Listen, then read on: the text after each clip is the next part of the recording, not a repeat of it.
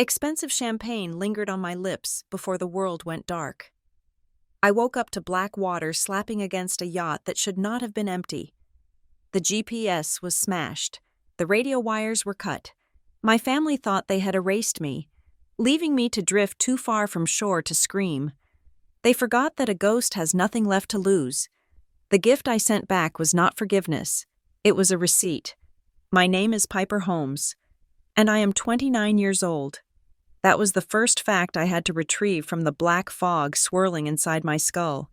It felt like someone had driven a railroad spike through my temple. My tongue was swollen, coated in a chemical bitterness that definitely was not the aftertaste of the vintage Dom Perignon we had been drinking. I was lying on the teak decking of the Morrowind, face pressed against the wood, smelling varnish and salt spray. I tried to push myself up, but my arms felt like they belonged to someone else. They were heavy, unresponsive things. I retched, dry and painful, my stomach convulsing around nothing. I rolled onto my back, gasping for air that felt too thick, too humid. Above me, the sky was not the clear, star-studded canvas of the calm evening I remembered. It was a low, bruising gray, churning with the promise of violence. "Dad?" I croaked. The sound was pathetic, a scratchy whisper that the wind snatched away immediately. I waited for an answer. I waited for the heavy tread of my father. Graham, or the sharp, clicking heels of my sister. Sloane. I waited for Ethan's voice, that smooth baritone that had promised to take care of me just hours ago. Silence. Not the silence of a sleeping vessel. This was the silence of a tomb. The only sounds were the slap of water against the fiberglass hull and the rhythmic creaking of the rigging. I forced myself to my knees. The world tilted violently. The horizon was pitching up and down. We were drifting. The engines were off. That was wrong. The Morrowind never drifted. My father was obsessive about the stabilizers. "Sloane? Ethan?" I yelled louder this time, panic lending me a surge of adrenaline that cut through the drug-induced haze. I stumbled toward the main salon. The glass sliding doors were open, sliding back and forth on their track with the motion of the waves, banging against the frame. Thud, slide, thud. Inside, the remnants of our celebration were still there. The crystal flutes were overturned on the mahogany table. A half-eaten tray of oysters sat warming in the humidity, smelling foul. A napkin with a lipstick stain, Sloane's signature crimson, lay crumpled on the floor. It looked like a party that had been interrupted by the end of the world. I checked the master's stateroom. Empty. The bed was made, the sheets crisp and undisturbed. I checked the guest cabins. Empty. I checked the head. Empty. A cold knot tightened in my gut. I ran back up the stairs to the flybridge, my bare feet slipping on the damp steps. "Ethan!" I screamed his name, hoping he was just up top, maybe fixing something, maybe checking the view. The flybridge was deserted, but it was not just empty, it had been sanitized. I stared at the helm, and the breath left my lungs in a rush. The console was a ruin. The glass screen of the GPS navigation system had been shattered. It looked like someone had taken a hammer to it, over and over again, until it was nothing but a spiderweb of cracks and black voids. I reached out, my fingers trembling, and touched the jagged glass. It was not an accident. You do not accidentally destroy a $20,000 navigation system. I jammed my hand into the ignition cubby. The keys were gone, not just removed, but the entire ignition barrel looked like it had been tampered with. Gouged deep. I lunged for the VHF radio handset. The cord dangled uselessly. It had been sliced clean through, the copper wires glinting in the dull light. "No," I whispered. "No, no, no." I scrambled to the aft deck, leaning over the rail to look at the swim platform. The hydraulic lift was down. The tender, our 20-foot escape rib, was gone. The chocks were empty. They were gone, all of them. I stood there, gripping the cold steel rail, shivering in a cocktail dress that cost more than most people's cars. And I looked out at the water. It was endless, a wall of slate-gray ocean in every direction. No land, no lights, no other ships, just the indifferent, heaving Atlantic. I stumbled back to the salon, my legs giving out, and collapsed onto the leather sofa. I stared at the spilled wine on the table, a dark red stain, soaking into the expensive rug. Memory flashed, sharp and jagged, Graham raising his glass. To family, Piper, we have been hard on you, but tonight is a new start. Sloane smiling, that tight, predatory smile she used when she won a negotiation. Drink up, little sister. You look tense. Ethan, my Ethan, handing me the glass. His eyes were not meeting mine. He was looking at my father. It is the good stuff. Piper, special blend. The taste. That was it. The champagne had tasted metallic. I had made a face, and Sloane had laughed. A high, tinkling sound that now echoed in my head like a knife scraping against bone. She laughed because she knew. I grabbed a bottle of water from the bar and downed it, trying to wash the poison out of my system.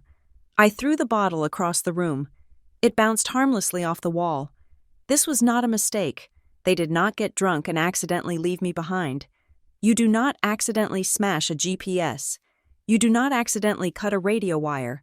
You do not accidentally take the only lifeboat. This was an execution. The realization hit me harder than the physical nausea. My father, my sister, the man I was supposed to marry, they had planned this. They had sat around a table, perhaps in the boardroom at Larkspur Harbor Group, and discussed the logistics of my murder. How do we get rid of her? The ocean. Make it look like an accident. She fell overboard. So tragic, so sad. I felt a scream building in my chest, a primal thing that wanted to tear my throat open, but I swallowed it down. Screaming would burn oxygen. Screaming would burn energy, and I needed every ounce of energy I had. I looked at the sky again. The clouds were banking higher, a wall of charcoal bruising the horizon. The wind was picking up. Whistling through the empty radar arch, the boat was listing slightly to port, without the engines running. The Morrowind was at the mercy of the current, and the current out here was strong. I needed to know where I was. I patted my wrist. My watch. Thank God for my paranoia. Or maybe just my defiance. Sloane had told me to take it off, said it looked clunky with my dress. I had kept it on. A heavy stainless steel diver's watch, waterproof to 300 meters. It was still ticking. I looked at the dial. It was 3 in the afternoon. The last thing I remembered was dinner at 8. That was 19 hours ago. 19 hours? The Morrowind cruised at roughly 20 knots. If we had left the marina at 5, and they had kept heading east until I passed out. I closed my eyes, doing the math that I had always been good at, the math that made me a boring CPA and not a glittering socialite like Sloane. If they ran the boat for 4 hours, that put us 80 miles out. If they disabled the engines and left immediately in the tender, which could do 30 knots, they would be back on shore by now. They would be calling the Coast Guard right now, putting on their worried faces. She is missing. We woke up and she was gone. But 19 hours of drifting. The Gulf Stream pushed north-northeast at about 4 knots. I scrambled to the chart table, praying they had left the paper charts. The drawer was locked. Of course it was. I looked around for a tool. A heavy brass statue of a dolphin sat on the shelf, a hideous gift from one of Graham's business partners. I grabbed it and smashed the lock. Wood splintered. I yanked the drawer open. The charts were there. I spread the map of the North Atlantic out on the table, my hands shaking so hard I could barely hold the pencil I found rolling in the back of the drawer. If my calculations were right, I was not just offshore. I was deep in the shipping dead zone. They had taken me past the continental shelf, out where the water turned from blue to black, where the depth dropped to thousands of feet, and the storm, that line of gray on the horizon was a frontal system. I had seen the weather report before we left. It was supposed to miss the coast, but out here I was right in its path. My knees gave way again, and I slid down to the floor, clutching the map. Why? The question circled in my brain. Why kill me? I was the quiet one. I stayed out of their way. I signed the papers they put in front of me. I let Sloane have the spotlight. I let Graham play the tycoon. Then I remembered the date. Today was October 12th. My birthday was October 16th. 4 days. In 4 days, I would turn 30. Grandmother's trust. The sheer magnitude of it crashed into me. $48 million. And, more importantly, the controlling voting shares of Larkspur Harbor Group. When I was 25, Graham had laughed about the trust. He said he was managing it for me. He said I did not need to worry about the complexities of port logistics and union contracts. But the terms were ironclad.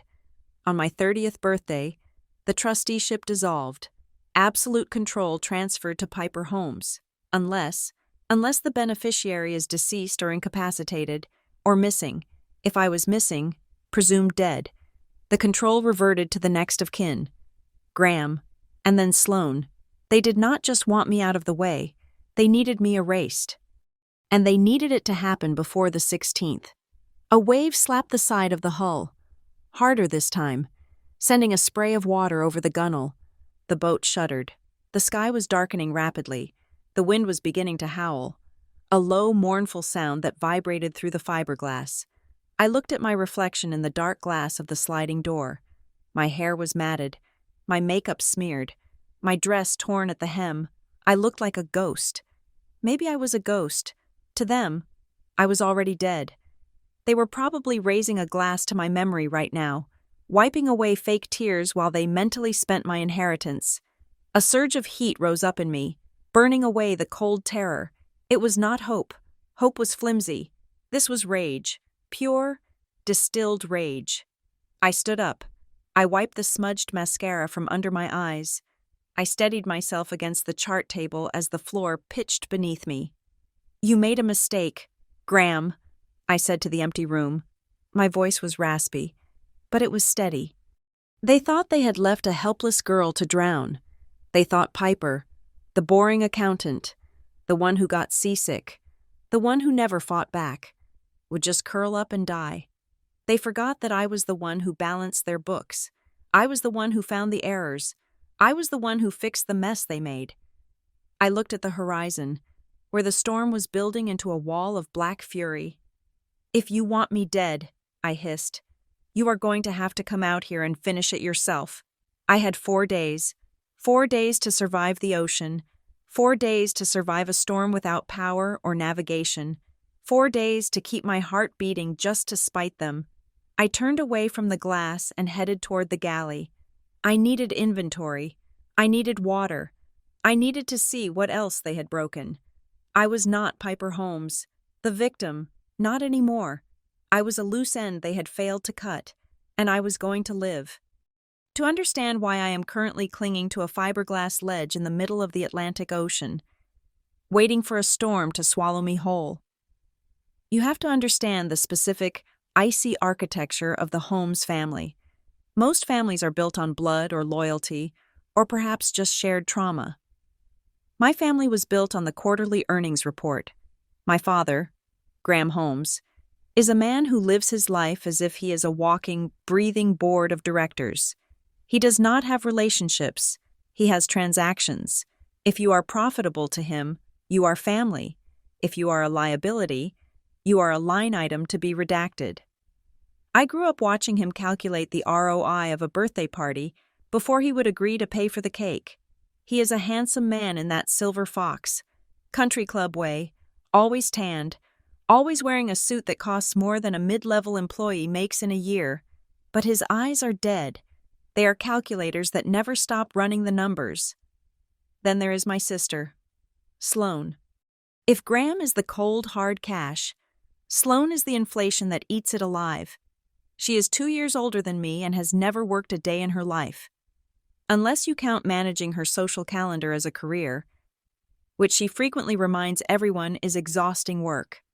Sloan is the princess of every room she walks into. She is vibrant, loud, and charming in a way that makes you want to lean in, right up until the moment you realize she has picked your pocket. She is a black hole for capital. She burns through liquidity faster than any failed venture capital project my father ever touched. And then there is me, Piper, the mistake, the boring one. I am a certified public accountant. I like spreadsheets. I like the clean, undeniable truth of numbers. Numbers do not lie to you. They do not say they love you and then push you off a boat. They just sit there, waiting to be balanced. In a family of sharks and peacocks, I was the beige wallpaper. I thought my lack of ambition was my shield. I thought that by staying out of the spotlight, by refusing to engage in their power struggles, I was safe. I was naive. I forgot the most basic rule of accounting. Even a zero on a balance sheet can be dangerous if it is in the wrong column. The trouble started 3 years ago when my grandmother, Beatrice Holmes, died. Beatrice was the iron fist inside the velvet glove of the Larkspur Harbor Group. She built the empire, the private docks, the shipping logistics, the heavy freight transport. From a single fishing vessel, everyone assumed she would leave the keys to the kingdom to Graham. He was her only son. He had been acting CEO for a decade, but Beatrice knew something that I only just figured out. She knew Graham was reckless. She knew he leveraged assets to feed his ego, and she knew Sloane was a financial parasite. So she dropped a nuclear bomb in the form of a last will and testament. She created a generation-skipping trust. It was a masterpiece of legal binding. The principal sum was $48 million, plus the controlling voting shares of Larkspur Harbor Group. The beneficiary was not Graham, it was me. But there was a catch. Beatrice was old-fashioned. She wanted to ensure I was mature enough to handle the weight of the crown. So she placed a lock on the trust. Until I turned 30, the trust was managed by a board of trustees, and I received only a modest stipend.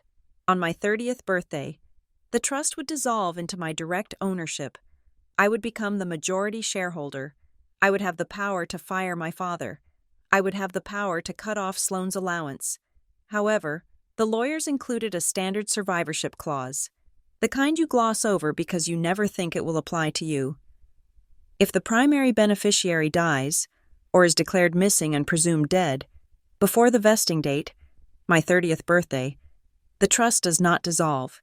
Instead, it reverts to the next of kin, Graham and Sloane. For 3 years, they played it cool. They treated me with a distant, polite indifference. I worked my job at a mid-sized accounting firm.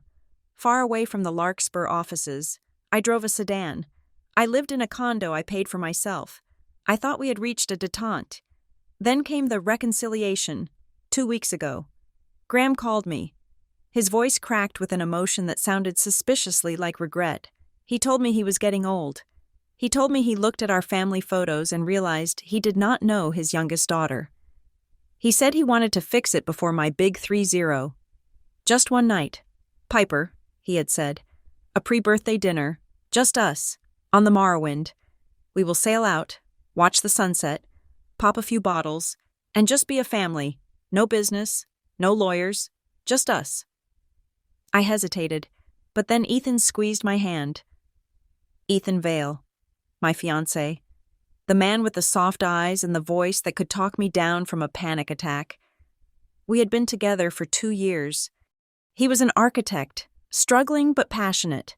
He was the one thing in my life that felt purely mine, untouched by the Holmes dysfunction, or so I thought. You should go, honey, Ethan had whispered, kissing my forehead. He is trying, and it is your 30th. Maybe he wants to hand over the reins gracefully. Give him a chance. I wanted to believe him. I wanted to believe that my father looked at me and saw a daughter, not a hostile takeover waiting to happen. I wanted to believe that Sloane's sudden texts about sister bonding were real. God, I was stupid. I see the ledger clearly now. I see the liabilities column where my life used to be. Ethan was not just a supportive partner, I know now. Thinking back on the hushed phone calls and the way he would sweat when the mail came, that he was drowning. He was a man who liked the high life, but did not have the talent to pay for it. I suspect gambling debts, or perhaps a failed investment he hid from me. It does not matter what the debt was. What matters is that Graham bought it. My father likely paid off Ethan's bookie or his bank, and in exchange, he bought the access code to my heart. The dinner on the boat was a masterclass in theater. I remember sitting at the stern table as the sun dipped below the horizon, painting the sky in violent shades of orange and purple. Graham was pouring a vintage Cabernet Sauvignon, a bottle that cost more than my mortgage payment. "To Piper," Graham said, raising his glass. The crystal caught the dying light. "To the future. May it be everything we deserve." I drank to that. I drank to the future. I did not realize he was toasting to a future where I did not exist. Sloane was unusually tactile. She touched my arm, fixed my hair. "You know, Piper," she said, her voice slurring slightly with the wine, "I used to be jealous of you. Grandmother always liked you best. But now I think things are finally going to be fair." I thought she meant fair because I was finally getting the inheritance. I thought she was accepting her lot. I smiled at her. "We will figure it out. Sloane, I'm not going to leave you out in the cold." She laughed then, that sharp, jagged laugh. "Oh, I know you won't, sweetie. I know." The pieces fit together with a sickening click. The timeline was the key. If I died after I turned 30, the money would go to my estate. It would go to Ethan, if we were married, or to charities I had designated in my own will. Graham and Sloane would get nothing, but if I died before I turned 30, the trust terms dictated the reversion. Today is October 12th. My birthday is October 16th. They had a 4-day window, a narrow closing door. They could not wait for cancer or a car accident. They needed a guarantee, and they needed it to happen in a way that left no body. No autopsy, no questions. The ocean is the perfect accomplice. It eats evidence. If I simply vanished from a yacht in the middle of the Atlantic, the narrative writes itself. Tragic accident. She had too much to drink. She slipped. It was dark. We searched, but the sea was too rough. They would cry on the news. Graham would wear a black suit and talk about the crushing weight of loss. Sloane would post a montage of us as children on Instagram with a heartbroken caption. Ethan would play the devastated fiancé, too distraught to speak. While secretly cashing the check my father wrote him, they would push for an expedited declaration of death. They would cite the dangerous waters, the storm, the lack of survival gear. They would have a judge sign the paper before the candles on my birthday cake could have even been lit. And then, on the morning of October 16th, the $48 million and the Larkspur Empire would quietly, legally, transfer to Graham Holmes. It was not a crime of passion. It was a business merger. They merged their interests to liquidate the one asset standing in their way. Me. I sat there in the dark salon of the drifting boat, the rage burning hot enough to dry the dampness on my skin. I thought about the gift Graham had mentioned earlier in the night. "I have a gift for you, Piper," he had said, patting his jacket pocket. "But let's wait until we are further out. I want it to be a surprise." The surprise was not in his pocket. The surprise was the empty ocean. The surprise was the silence where my family should have been. I looked at the smashed GPS again. I looked at the cut wires. They did not just want me dead. They wanted me to be erased. They stripped the boat of its identity just as they planned to strip me of mine. They assumed that a CPA who gets seasick and prefers quiet nights in would panic. They banked on me curling into a ball and crying until the hypothermia or the waves took me. They forgot one thing. I am an accountant. I spend my life looking for discrepancies. I spend my life fixing broken systems. Graham thinks he balanced the equation. He thinks Piper minus life equals profit, but he forgot to account for the variable of human will. He forgot that I am his daughter, too. I share his blood, even if I hate it. I have his stubbornness. I have his capacity for cold, hard calculation. He turned me into a number. He made me a statistic, but he failed to close the file. I stood up, my legs steadying against the roll of the boat. The nausea was gone, replaced by a clarity as sharp as a diamond. I was not going to give them the satisfaction of a death certificate. I was going to give them an audit, and this audit was going to cost them everything. "Happy early birthday to me," I whispered to the empty room. I turned away from the luxury prison they had left me in and headed toward the engine room access panel. They might have taken the keys. They might have smashed the navigation, but they left the boat, and a boat is just a machine. Machines follow rules. If they wanted the money, they were going to have to explain where the body was. And if there was no body, there was no payout. I was going to stay alive, not just for survival, but out of spite. Pure, unadulterated, $48 million spite. Panic is a luxury. That was the first thought that crystallized in my mind as I stood in the swaying salon. Panic takes energy. It takes oxygen. And right now, out here in the gray expanse of the Atlantic, I had a limited supply of both. I forced myself to breathe. In for 4 counts. Hold for 4. Out for 4. The nausea was still there, a oily snake coiling in my stomach, aggravated by the rolling motion of the dead ship. I grabbed another bottle of water from the bar, chugging it down despite the protest of my gut. Dehydration would kill me faster than the cold. I rummaged through the first aid kit under the sink, one of the few things they had not bothered to empty, and found a blister pack of Dramamine. I dry swallowed 2 pills. They would take 20 minutes to kick in. I just had to hold it together until then. I needed situational awareness. I staggered out to the aft deck, wrapping my arm around a cleat to steady myself against the lurching horizon. The wind was picking up, whipping my hair across my face in stinging lashes. I looked at the water. The current was dragging the stern around, pushing us north-northeast. The waves were not huge yet, maybe 4 or 5 feet, but they were choppy, confused. The storm front I had seen earlier was no longer a distant threat. It was a wall of charcoal clouds consuming the sky. Maybe 2 hours out. We were dead in the water. A boat without propulsion in a storm is just a coffin with a view. I needed power.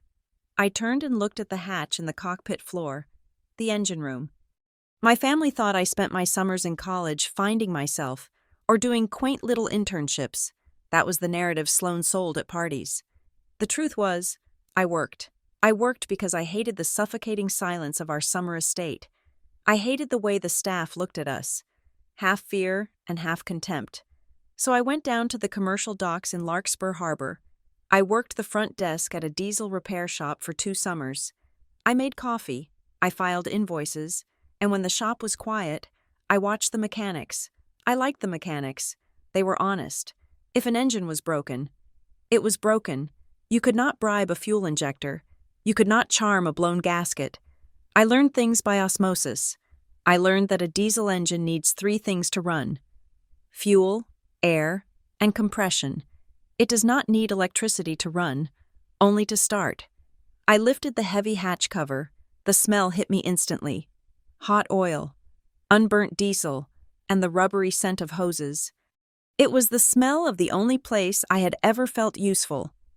I climbed down the ladder into the darkness. The emergency DC lights were out, another sabotaged system, so I had to rely on the weak gray light filtering down from the hatch. The Morrowind was powered by twin heavy-duty marine diesels. They were massive blocks of iron, painted white, silent beasts sleeping in the dark. I moved to the starboard engine first. I traced the fuel lines. The valves were open. Good. They had not drained the tanks. That would have taken too long. I checked the sea strainers. Clear. Then I looked at the electrical panel mounted on the forward bulkhead. It was a mess. The main breaker for the starter motors had been smashed. The plastic housing was shattered, and the thick copper cables had been yanked out. But it was the ignition wiring that made my heart sink. They had taken a pair of wire cutters to the harness leading to the starter solenoids. A dozen colored wires dangled uselessly, their copper ends gleaming in the gloom. "Okay," I whispered. "Okay, Piper, think." They had disabled the key ignition. They had cut the control lines. But the starter motor itself, the heavy cylindrical unit bolted to the side of the engine, looked intact. A starter motor is just an electric motor. If you give it 12 or 24 volts from the battery, it spins. It engages the flywheel. The engine turns. Compression builds. Fuel injects. Bang. I needed to bypass the entire ruined dashboard. I needed to hotwire a $2 million yacht like a stolen sedan. I scrambled back up the ladder to the galley. I tore through the junk drawer. I needed something sharp and something conductive. I found a serrated steak knife and a heavy-duty pair of grilling tongs. It was ridiculous. It was absurd. But it was all I had. Back in the engine room, the heat was suffocating. I moved to the battery bank. These were massive AGM batteries, heavy as lead bricks. I checked the terminals. They were still connected. Thank God. They had been too lazy to unbolt the leads. I traced the thick positive cable from the battery to the starter motor. That was the main power feed. It was thick as my thumb and still connected. That meant the starter had power sitting right at its door, waiting to be let in. The problem was the solenoid, the switch that told the power to go. I needed a jumper wire. I looked around the bilge. There was a toolbox strapped to the wall. I opened it. Empty. Of course. Graham would not leave me a screwdriver. But in the bottom, caught in the grease, was a length of spare bonding wire, green insulation, maybe 10 gauge. Perfect, I hissed. I used the steak knife to strip the ends of the green wire. My hands were shaking, not from fear anymore, but from the sheer physical exertion of balancing in a rocking engine room. The boat pitched violently to port, and I slammed my shoulder against the hot engine block. I bit my tongue, tasting copper, but I did not drop the wire. I crawled over the engine mount, squeezing myself into the narrow space between the hull and the motor. I found the starter solenoid. It had 2 small terminals and 2 large ones. I remembered old Sal, the head mechanic at the shop, pointing with a grease-stained finger. You short the small terminal to the big positive one. It wakes the beast up. But watch your hands. Piper. She bites. I took a deep breath. I wrapped one end of my green wire around the positive terminal of the solenoid. I held the other end in my hand. Please, I whispered. Please don't be dead. I touched the wire to the S terminal. Click. Nothing. Just a hollow click. My heart stopped. The batteries. Had they drained the batteries? I tried again, grinding the wire against the metal to get a better contact. Click, whir, a slow groan. The engine turned over once, sluggish, tired. Come on! I yelled, my voice echoing in the steel chamber. Wake up! I jammed the wire hard against the terminal and held it there. Whir, whir, whir, roar. The starboard engine caught. A cloud of black smoke coughed out of the exhaust, and then the steady, rhythmic thrum of 700 horsepower filled the room. The vibration traveled up through the floorboards, through the soles of my feet, and into my bones. I slumped back against the hull, laughing. It was a jagged, ugly sound. I laughed until I choked on the diesel fumes. I had done it. I had bypassed their sabotage. I had bypassed their expensive, calculated attempt to murder me with a piece of scrap wire and a steak knife. I repeated the process on the port engine. It caught faster, eager to join its twin. With both engines idling, the lights in the room flickered and then steadied as the alternators kicked in. The darkness retreated. I climbed out of the engine room, my dress smeared with grease, my hands black with soot. I felt like a warrior returning from the underworld. I ran to the lower helm station in the salon. The dashboard was still a smashed ruin. No GPS, no chart plotter, no radio, but the analog gauges, the tachometers, the oil pressure, the temperature, were working. They were simple mechanical linkages. They told me the hearts of the ship were beating. I grabbed the stainless steel wheel. It was cold and solid. I shifted the throttles into gear. The transmission clunked reassuringly, and the Morrowind responded. The bow came around, cutting into the waves instead of rolling helplessly in the trough. I steered us east first, just to clear the immediate drift, then swung the compass heading toward 270 degrees, west, toward land. But as I turned, the boat shuddered. A massive wave, larger than anything before, smashed over the bow. The blue water turned white as it hit the glass of the windshield. The sky outside had gone from gray to a bruised purple-black. The storm had arrived. The Dramamine was trying to work, but the violence of the motion was overwhelming. The horizon was pitching 30 degrees up, then 30 degrees down. I could feel the bile rising in my throat. I could not leave the wheel. If I let go, the boat would turn broadside to the waves, and we would roll over. Capsizing in a storm like this was a death sentence. Engines or not. I found a length of nylon docking line in the side pocket of the helm seat. I wrapped it around my waist and tied myself to the base of the captain's chair, a crude safety harness. "You want to drown me?" I screamed at the windshield, at the storm, at my father. "You have to try harder than that." I steered into the swells, playing the throttles, easing off as we crested and powering up as we slid down the face. It was exhausting. My arms burned. My eyes stung from the salt spray leaking through the door seals. I needed help. I needed a signal, even if I got close to shore. In this weather, I could crash onto the rocks before I saw them. Then I remembered the emergency locker. It was a hidden compartment in the pantry, behind a false panel in the spice rack. My father was paranoid about piracy when we sailed in the Caribbean years ago. He had installed a secret cache for a satellite phone and an EPIRB, an emergency position indicating radio beacon. If the EPIRB was there, I could activate it. It would send a distress signal to a satellite, alerting the Coast Guard with my exact coordinates. They would have to come. They would find me. I waited for a lull in the waves. I engaged the autopilot, hoping the hydraulic pump for the steering was still functional. It held the course, though the wheel twitched nervously. I untied my lashings and stumbled toward the galley. The boat dropped out from under me as we went over a wave, and I slammed my hip against the granite counter. I cried out, biting my lip until it bled. But I kept moving. I reached the spice rack. I clawed at the false panel, ripping it away. My heart soared. The orange plastic case of the EPIRB was there. I grabbed it. It felt light. Too light. I flipped it over. The battery compartment cover was missing. The cavity where the heavy lithium battery pack should have been was empty. I threw the useless plastic shell across the room. It clattered against the oven. They had been thorough. Graham, or the professionals he hired, had thought of everything. No GPS, no radio, no beacon. I reached back into the hole, my fingers searching for anything else. The satellite phone was gone. The flare gun. My fingers closed around cold plastic. The flare gun case. I pulled it out. It was a heavy, orange pistol. I opened the breech. It was loaded. A single, red meteor flare. I checked the box. No spare shells. Just the one in the chamber. One shot.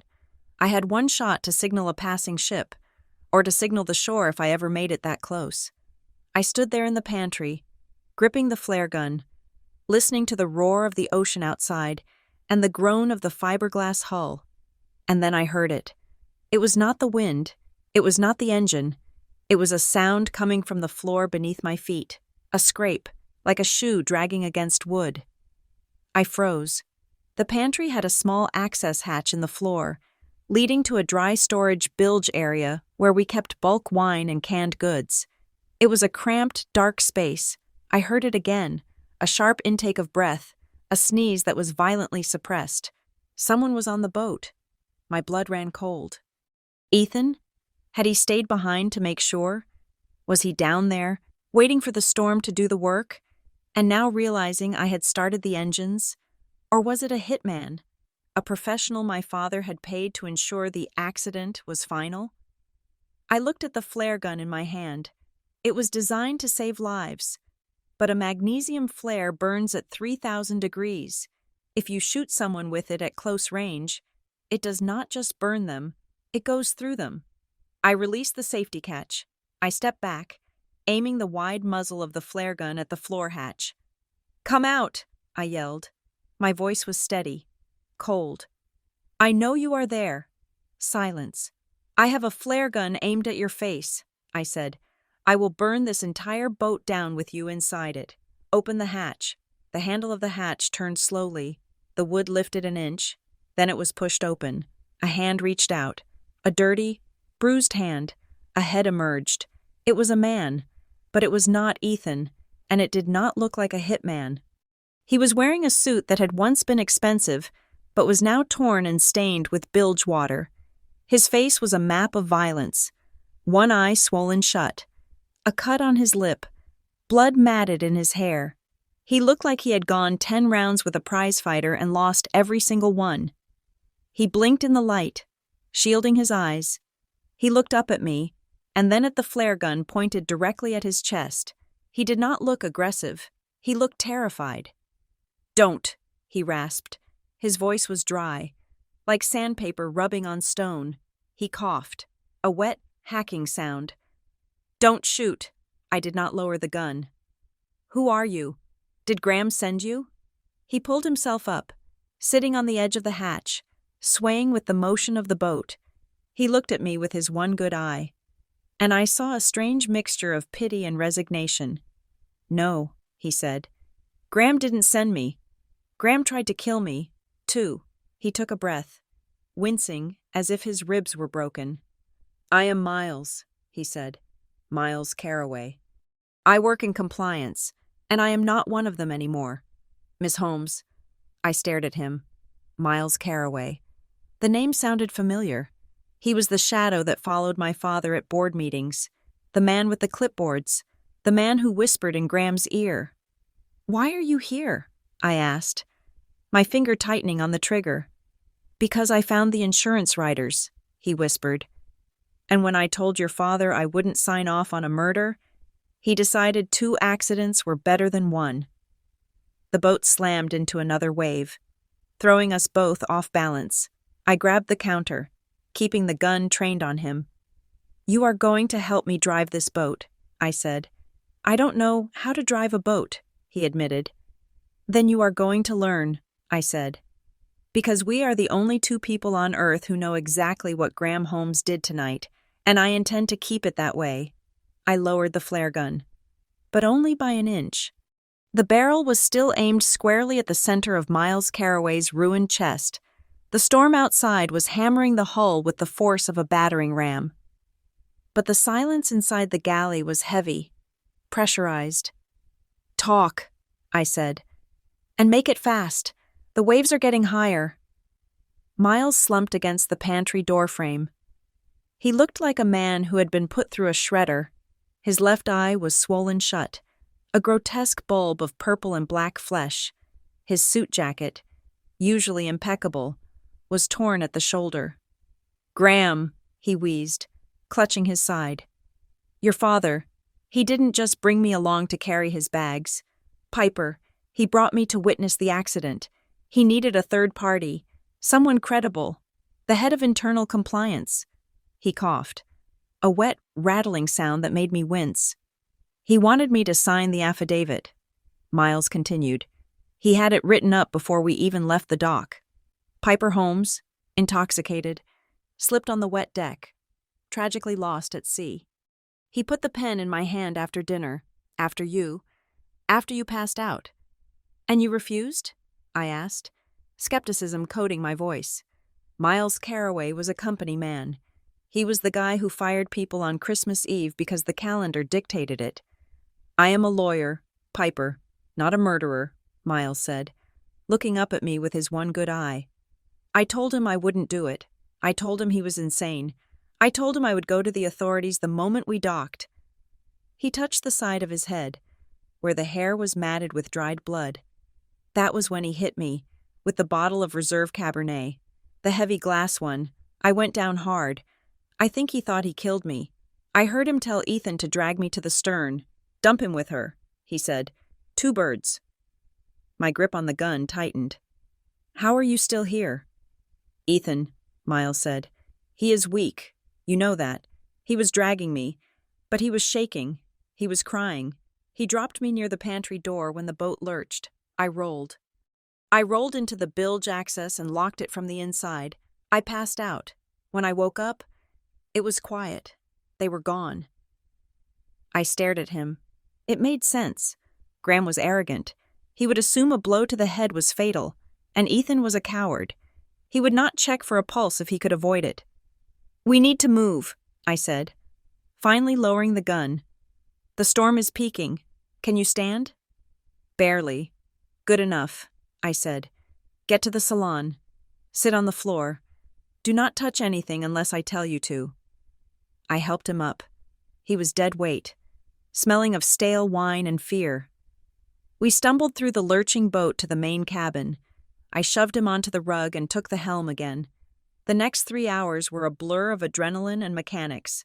I fought the Atlantic, and for the first time in my life, I felt like I was winning.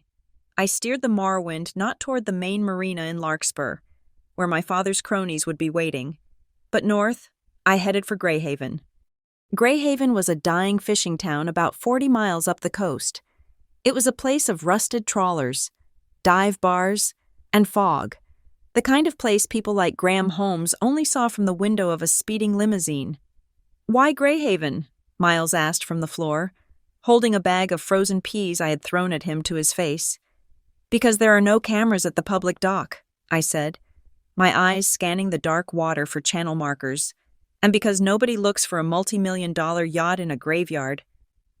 We limped into the harbor just before dawn. The storm had broken, leaving behind a thick, suffocating mist. I maneuvered the Morrowind into a slip at the far end of the commercial pier.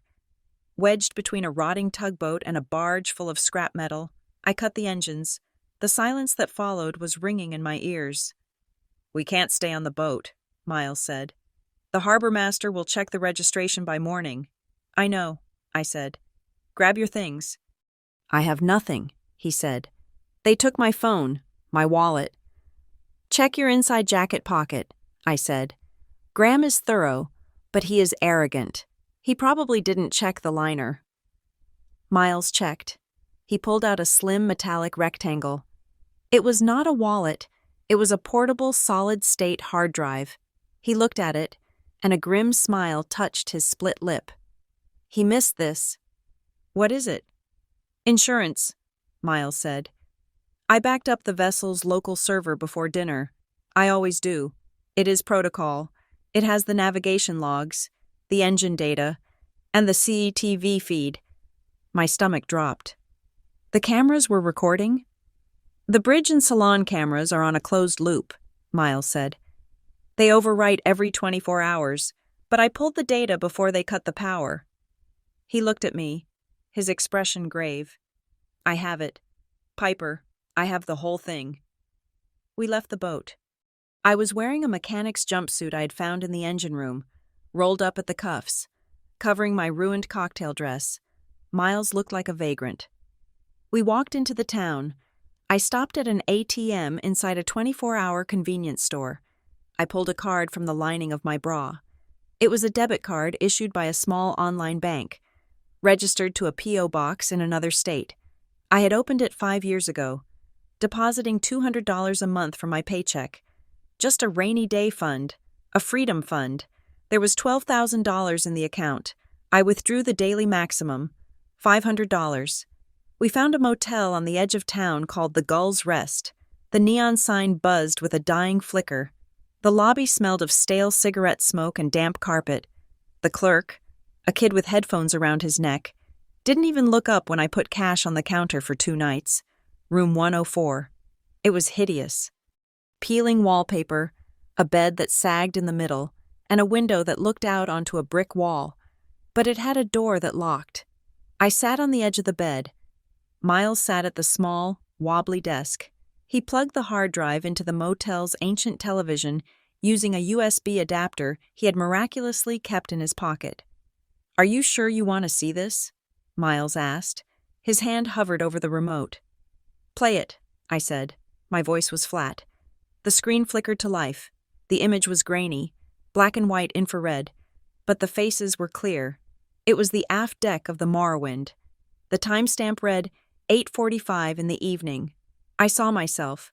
I was slumped in the deck chair, my head lolling to the side. I looked like a rag doll. Then Graham walked into the frame. He was holding his wineglass. He looked at me with an expression of utter distaste, as if I were a stain on his upholstery. "Is she out?" Graham asked. Ethan stepped into view. He looked pale. He touched my shoulder, shook me slightly. "Piper? Piper?" I didn't move on the screen. "She is out," Ethan said. His voice was trembling. "Graham, I don't know if I can do this." "You spent the money, Ethan," Graham said. He took a sip of wine. "You spent the money, and you signed the promissory note. Do you want to go to prison for fraud? Or do you want to be a widower with a very generous settlement?" Ethan looked at me. I watched the man I loved.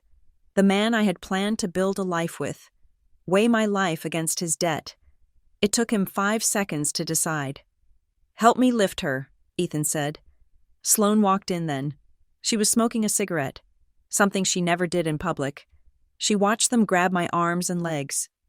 "Careful with the dress," Sloane said. She flicked ash onto the deck. "It is vintage. Shame to ruin it." "Open the gate," Graham ordered. They dragged me to the side.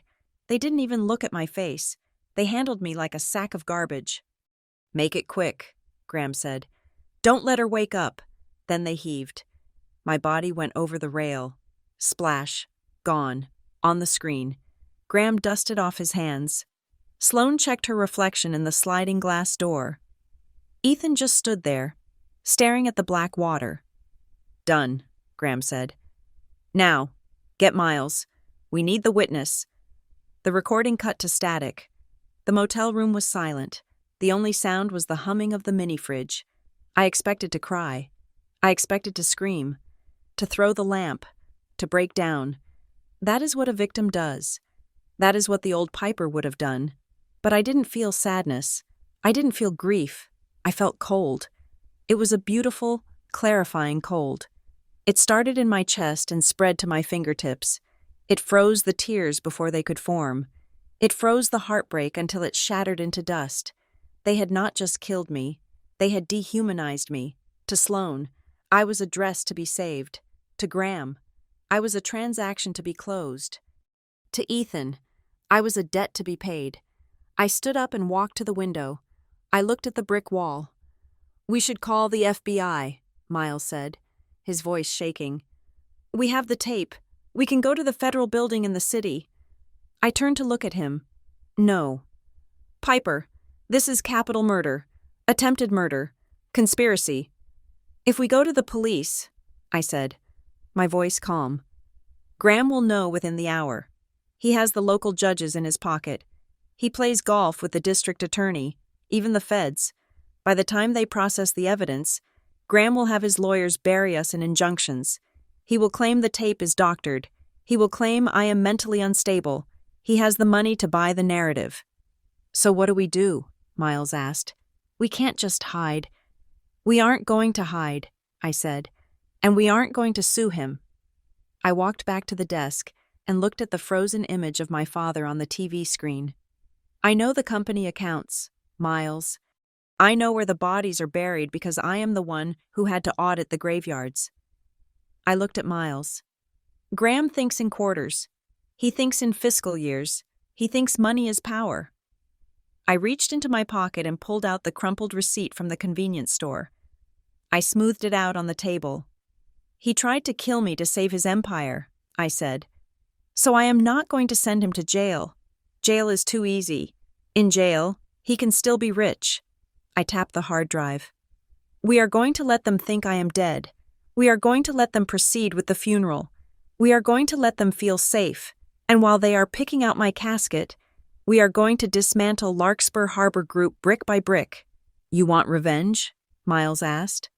"No," I said, and a smile touched my lips. It was not a nice smile. "Revenge is emotional. Revenge is messy. This isn't revenge." I looked him in the eye. "This is a liquidation. I am going to bankrupt them, Miles. I am going to take every penny, every share, every asset. I am going to leave them with nothing but their last name, and then, when they are standing in the rubble, I will show them this tape. Now," I said, pulling a chair up to the desk. "Tell me about the insurance policy Graham took out on me. I want to know exactly how much my life was worth to him." The headline on the mute television screen in our damp motel room was perfect. It was crisp, tragic, and completely devoid of the word murder. Tragedy at sea. Heiress. Piper Holmes. Missing after yacht accident. I sat on the edge of the sagging mattress, eating a stale bagel I had bought from the vending machine, watching my own obituary being written in real time. The news anchor, a woman with hair so stiff it could withstand a hurricane, wore a practiced expression of somber concern. She spoke about the treacherous currents of the Atlantic and the unpredictable storm that had claimed the life of one of the state's most private socialites. It was a masterclass in public relations. My family had not just committed a crime, they had curated a narrative. "Turn it up," I said to Miles. He pressed the volume button on the remote, wincing as the movement pulled at his bruised ribs. The scene cut to the gates of Ridgecroft Manor, my childhood home, a sprawling estate of stone and ivy that looked like it belonged in a period drama about repressed aristocrats. A podium had been set up on the manicured lawn. Graham Holmes stepped up to the microphone. He was wearing a black cashmere suit, cut slim to hide the paunch of middle age. His eyes were red-rimmed. He looked like a man who had not slept in days, a man crushed by the weight of fatherhood. It was the best performance of his life. "We are devastated," Graham said, his voice cracking perfectly on the last syllable. "Piper she was the light of this family. We went out to celebrate her birthday. We wanted to give her a night to remember. We never imagined the sea would take her from us." He paused, wiping a non-existent tear from his cheek. "We are cooperating fully with the Coast Guard," he continued, "but they have told us that after 36 hours in these waters, hope is a luxury we cannot afford. We ask for privacy as we navigate this unbearable darkness." Next to him stood Sloane. She was a vision of grieving elegance. She wore a high-necked black dress and a veil, for God's sake, that obscured just enough of her face to make her look mysterious, but not enough to hide her perfect bone structure. She held Graham's arm, playing the dutiful, supportive daughter. But I knew Sloane. I watched her hand. She was squeezing Graham's bicep, not in comfort, but in a signal. "Wrap it up, Dad. You are losing the light." And then there was Ethan. My fiancé stood a few feet behind them. He was looking down at his shoes, his shoulders hunched, to the cameras. He looked like a broken man. But the camera zoomed in, just for a second, and I saw his eyes. He was not looking at the ground. He was looking past the reporters, toward the circular driveway where the mourners' cars were parked. He was scanning the Bentleys and the Mercedes, his eyes darting with a hungry, nervous energy. He was calculating the net worth of the sympathy he was receiving. "He looks sad," Miles said, squinting at the screen. "He looks like he's wondering if he can keep the engagement ring," I corrected. "It is a 3-carat diamond. He probably already pawned it." The news segment shifted to a legal analyst who explained the situation with helpful, simple graphics. "Because the body has not been recovered," the analyst explained. "The family is petitioning the court for an expedited declaration of death. Usually, this process takes years, but given the testimony of the 3 survivors and the evidence of the storm, the Holmes family is arguing that the presumption of death is irrefutable. They are citing the need to settle the estate to protect the employees of Larkspur Harbor Group." I let out a short, sharp laugh. "Protect the employees. That is rich. They are moving fast," Miles said, turning away from the TV to open his laptop. "Faster than I thought. Look at this." He spun the laptop toward me. It was logged into the internal company server, which Miles could still access via a backdoor he had installed for compliance audits. "They have called an emergency board meeting for tomorrow morning," Miles said. "Agenda Item 1, Transfer of Voting Rights. Agenda Item 2, Emergency Access to the Beatrice Holmes Trust for Operating Stability." They were not even waiting for the memorial service. They were trying to break the lock on the $48 million before the ink on my death certificate was dry. They were going to argue that the company was in crisis because of the tragedy, and that the only way to save it was to unlock the capital immediately. It was bold, it was reckless, and it was going to work. Unless I stopped it. "I need a phone," I said. "Not a burner. I need a secure line." "Who are you calling?" "Wexler and Hume," I said. "My grandmother's lawyers." Miles raised an eyebrow. "If you call them, they have to report you are alive. The game ends. Graham goes to jail." "Sure, but the money gets tied up in litigation for a decade." I am not going to tell them I am alive, I said. I am going to tell them I am watching. We drove to a truck stop 10 miles outside of Greyhaven. I used a payphone that smelled of diesel and old tobacco. I dialed the private number for Arthur Henderson, the senior partner at Wexler and Hume. He had been my grandmother's confidant, a man who wore bow ties and believed in the sanctity of a signature. Wexler and Hume, Henderson speaking. His voice was gravelly. Tired, he had probably been fielding calls from Graham all morning. Mr. Henderson? I said. I pitched my voice low, authoritative, stripping away the tremble. This is a client calling regarding the Beatrice Holmes Trust. Account number 77 Alpha Bravo. There was a pause, a long, heavy silence. That account is currently flagged. Madam, Henderson said, his tone icy. The beneficiary is missing. I am aware of the news. Arthur, I said, using his first name. But until you see a body, or until a judge signs a paper, that trust is active, and I am invoking the protocol of 2018. I heard the sharp intake of breath on the other end. The protocol of 2018 was a clause I had added myself, 2 years ago, when I first started suspecting Graham was mishandling the company dividends. It was a living man's lock.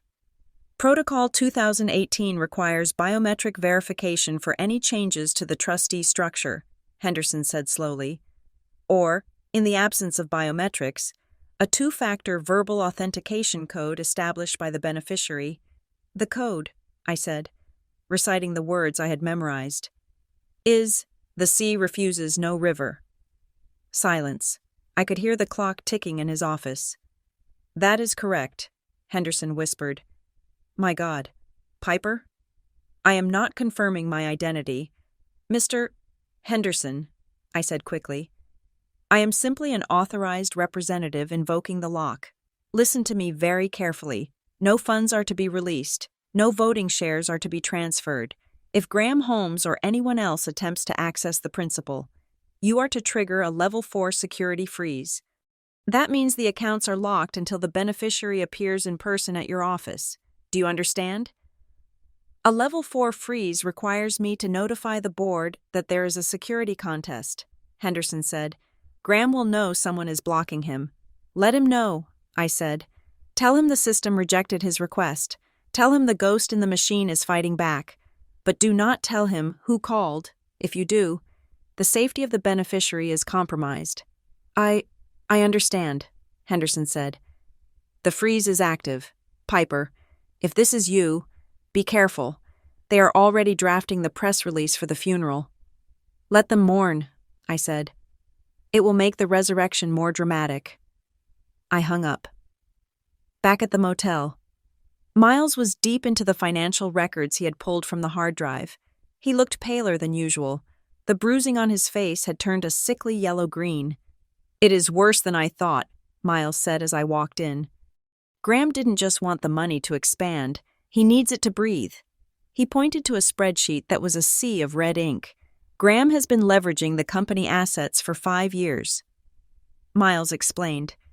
He took out massive loans against the dockyards, against the ships, even against the future revenue of the trust. He used the money to fund bad investments, tech startups that failed, real estate in Dubai that never got built, and Sloane's lifestyle. How bad is it? I asked. He is insolvent. Piper, the banks have called in the bridge loans. These are short-term, high-interest loans used to plug gaps. They are due in 30 days. If he doesn't pay them back, the bank seize everything, the company, the house, the cars. He is 4 weeks away from being homeless. I stared at the numbers. It was staggering. Millions of dollars, burned in a bonfire of vanity. That is why the timeline was so tight, I realized. He didn't just need the trust money for greed. He needed it to cover the hole before the auditors found it. My death was his bailout package. Exactly, Miles said. If you freeze the trust, you don't just stop him from getting rich. You kill him. The banks will eat him alive. Good, I said. But not yet. I paced the small room. The carpet was sticky under my cheap sneakers. If we trigger the collapse now, the banks will seize the company. They will chop it up and sell it for parts.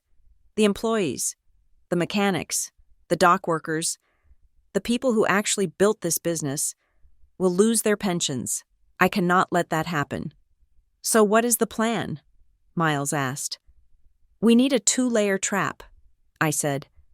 Layer 1 is the murder charge. We have the video.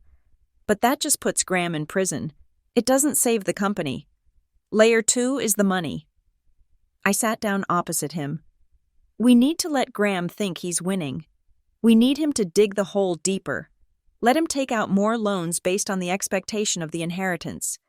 This rider provides for a triple indemnity payout in the event of accidental death occurring in international waters, specifically due to drowning or unrecovered remains. Triple indemnity. The base policy was $5 million. Triple indemnity meant $15 million. I felt a cold smile spread across my face. It was not a happy smile. It was the smile of a wolf that has just found the throat of the stag. They didn't just want the trust, I whispered. They bet against me. They took out a wager on my drowning. It is sick, Miles said, looking away. It is business, I said. And it is the mistake that is going to bury them. I stood up and grabbed my jacket. We are leaving. Miles, we need to go to the city. I need to buy a suit, and you need to see a doctor who doesn't ask questions. Why the suit? Miles asked. Because in a few days, my family is throwing a funeral, I said. And I hate to be underdressed for a party. I looked at the TV one last time. Graham was hugging Sloane, his face buried in her shoulder. They looked so united, so strong. They had no idea that the victim was not dead.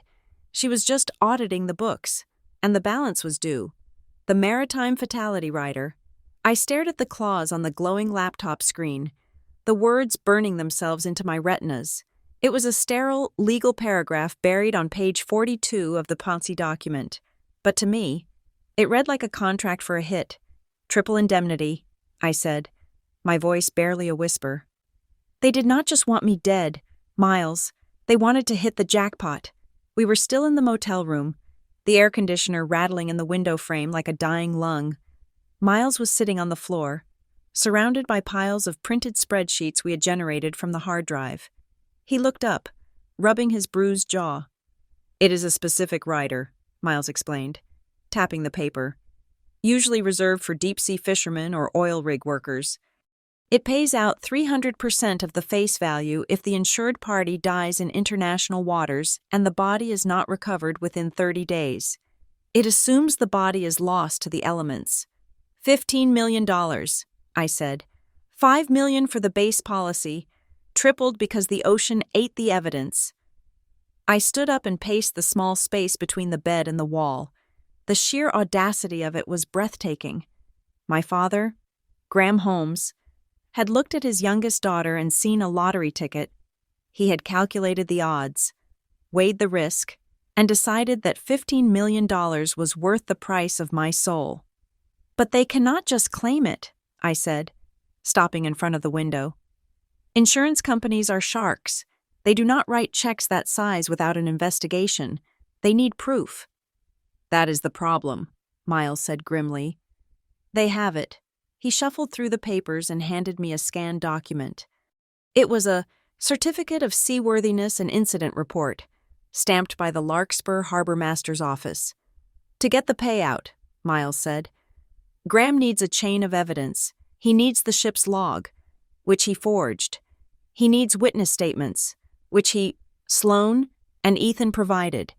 And he needs an official confirmation that the vessel was in good condition and that the accident was consistent with environmental factors.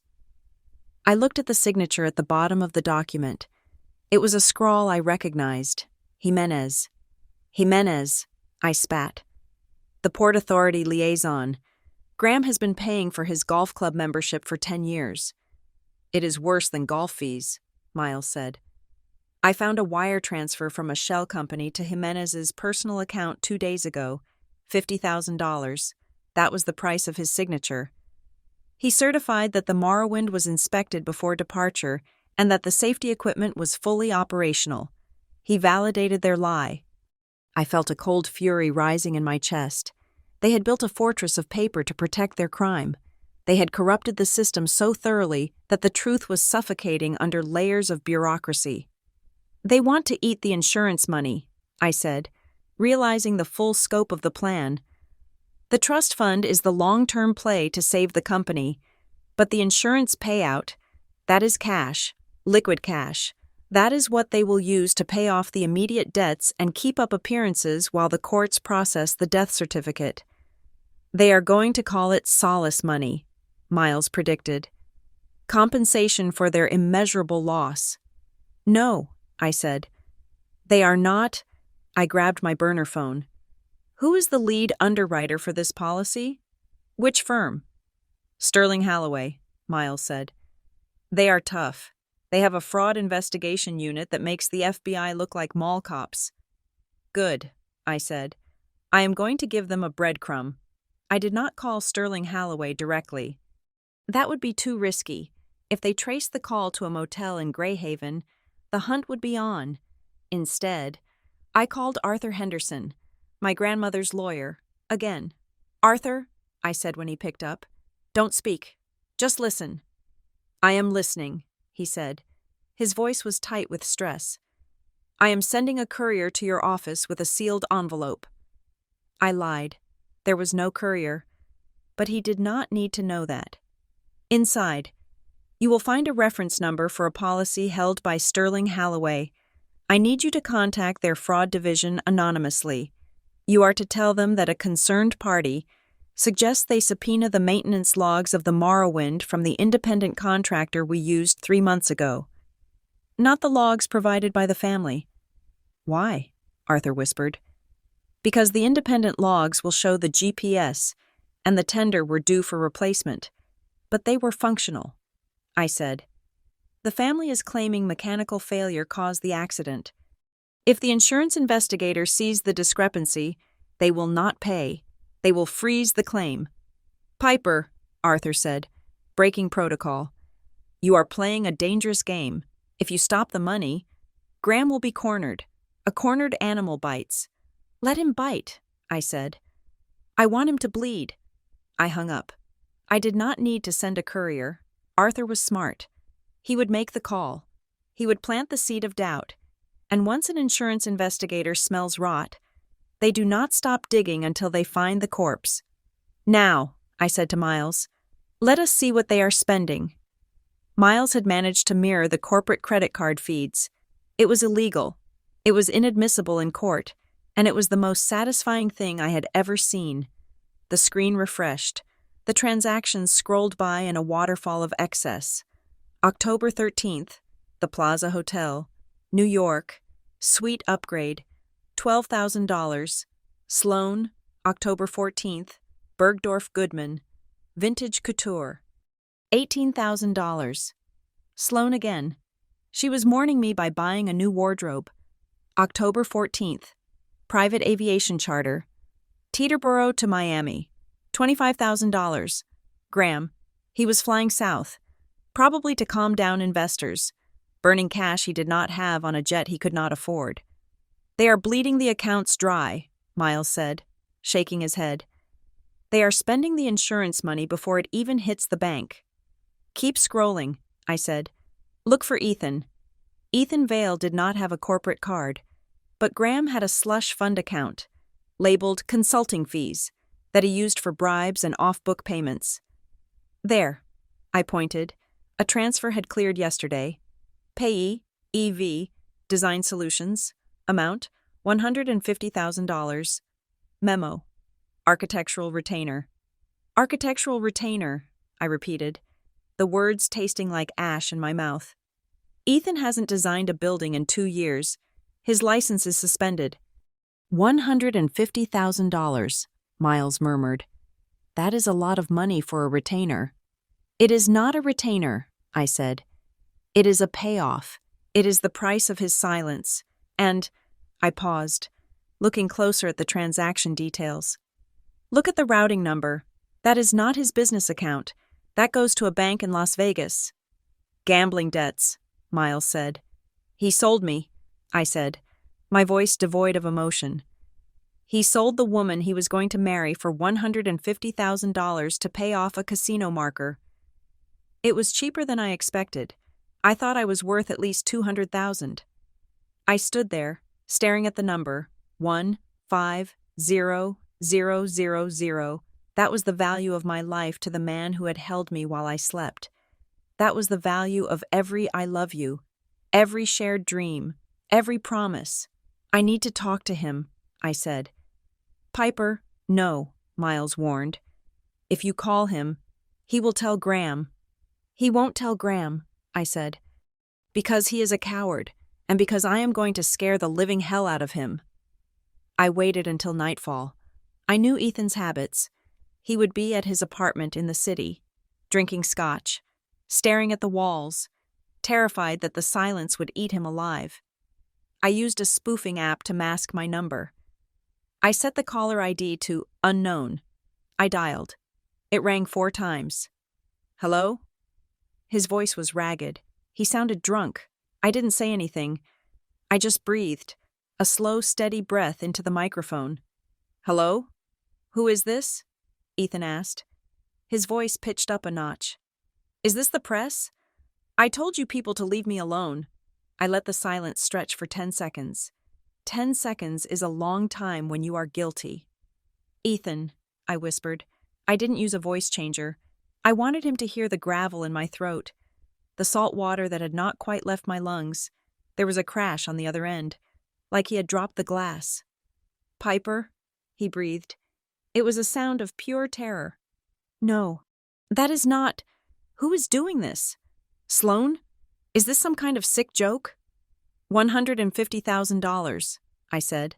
I spoke the numbers slowly. Clearly, he stopped breathing.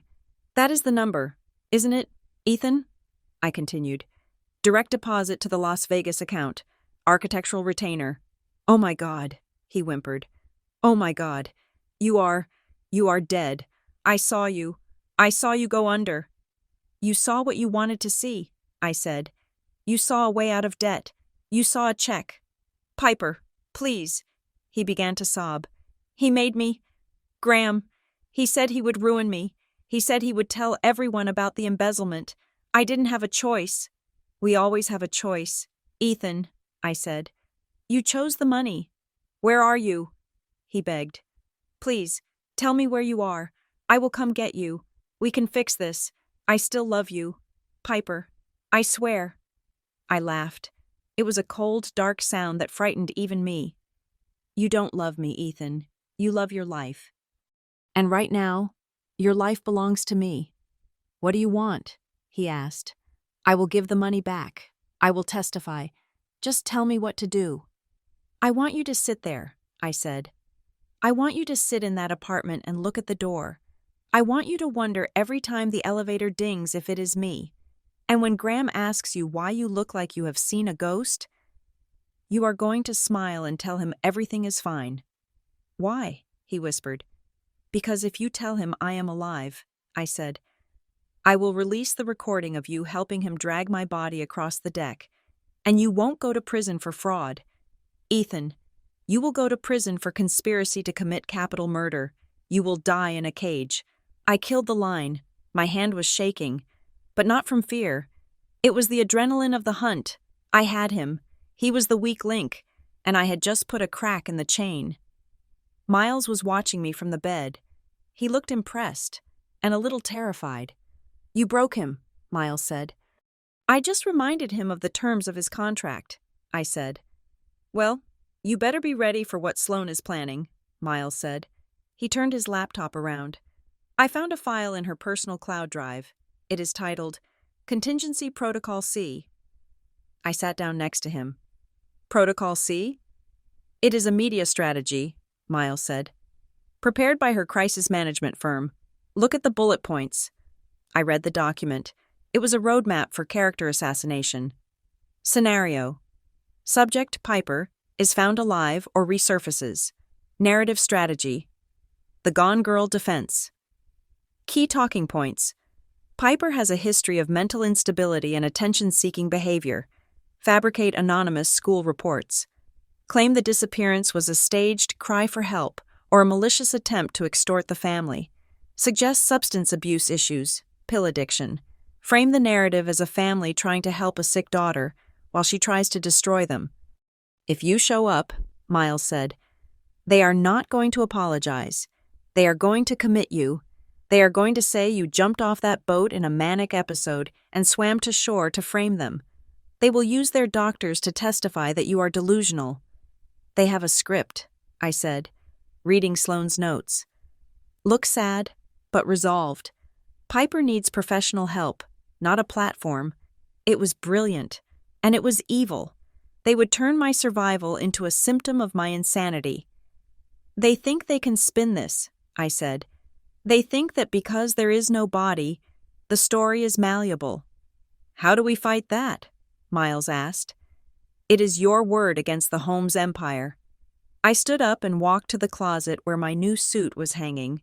It was a sharp, charcoal gray power suit, the kind of suit a CEO wears to a hostile takeover. We don't fight it with words, I said.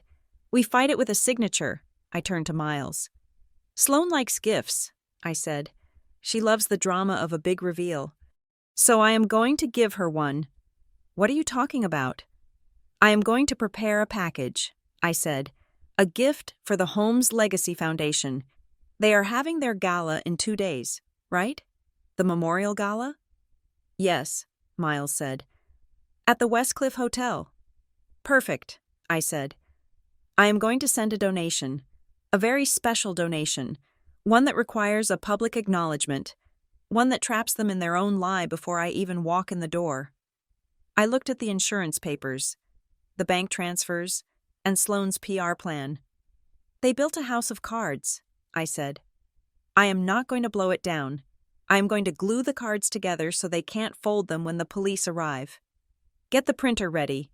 Miles, I said, we have some legal documents to forge, or rather, to correct.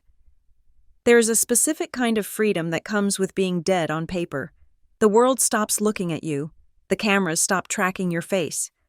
The algorithms that usually predict your shopping habits and your location lose interest when the state believes you are a corpse drifting somewhere off the continental shelf.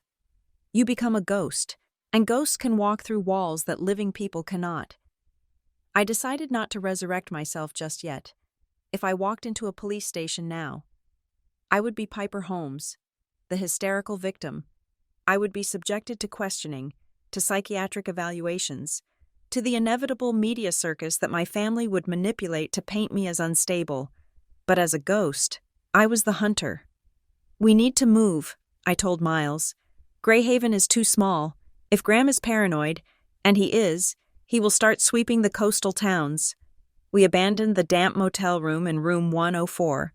We left no prints, no trash, nothing but the smell of cheap bleach. We ditched our burner phones in a public bin and bought new ones at a bodega 3 towns over.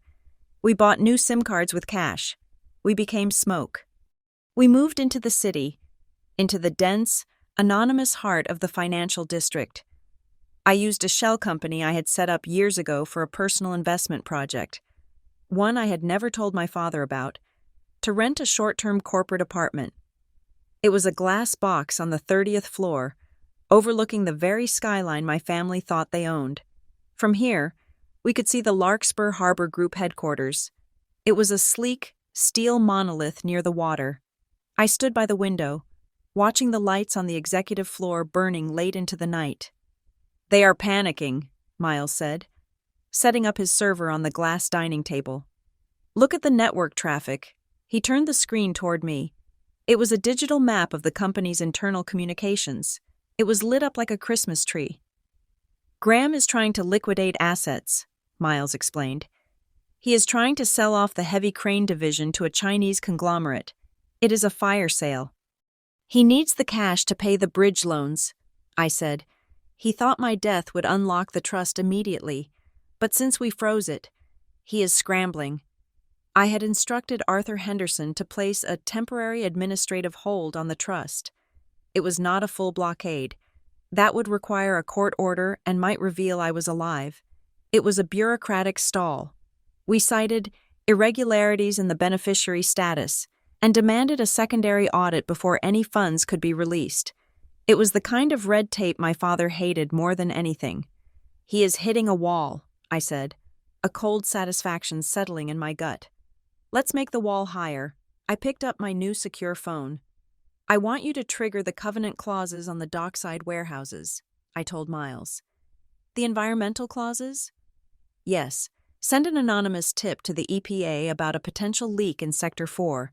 It is a lie, but it will trigger a mandatory inspection. That freezes the asset value. He won't be able to borrow against the warehouses if they are under investigation," Miles typed furiously. "Done. The tip is sent. The inspectors will be there by Monday."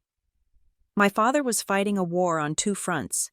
He was fighting the banks who wanted their money, and he was fighting an invisible enemy who seemed to know the exact structural weaknesses of his empire. He probably thought it was bad luck.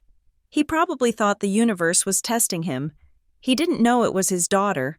The reaction was immediate. The next morning, the news cycle shifted. "Breaking news," the anchor announced. "The Holmes family announces a major philanthropic event." I watched as Sloane stepped onto a podium. This time not at the Manor, but in the ballroom of the Westcliff Hotel. She looked ravishing in a midnight blue gown, her eyes dry and determined. "In the wake of our tragic loss," Sloane said, her voice steady, "we have decided to honor Piper's memory not with silence, but with action. This Friday, the Holmes Legacy Foundation will host a memorial gala. We will be announcing a new direction for the Larkspur Group, dedicated to the preservation of our oceans." I laughed out loud. "Preservation of our oceans." She pushed me into one. "It is a cover," Miles said. "Read the press release. The gala is a fundraiser." "Yes, but look at the guest list. The board of directors, the bank representatives, the investors.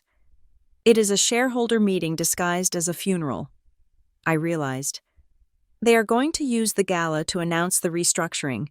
They are going to compel the board to sign over the voting rights in a public setting. Using Piper's memory as the emotional leverage, who could vote against the grieving family at their own memorial? "It is genius," Miles admitted. "Evil, but genius." "It is a stage," I corrected, "and every stage needs a surprise guest."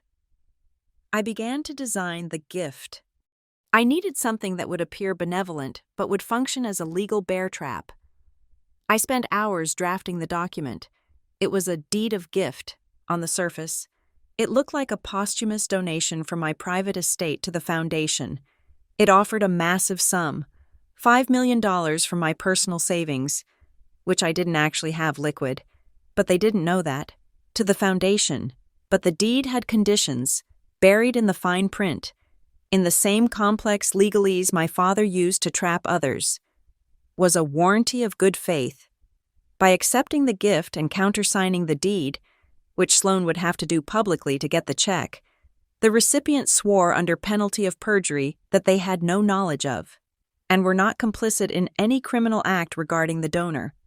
It also included a clause that stated any material misrepresentation regarding the donor's status would result in the immediate forfeiture of all personal assets of the signatory to the donor's designated charity. If Sloane signed it, she was committing wire fraud and perjury in front of 300 witnesses. If she didn't sign it, she looked like she was rejecting her dead sister's last wish. "You are handing her a pen explicitly to write her own confession," Miles said, reading the draft. "I am handing her a rope," I said. "She is the one who will tie the noose."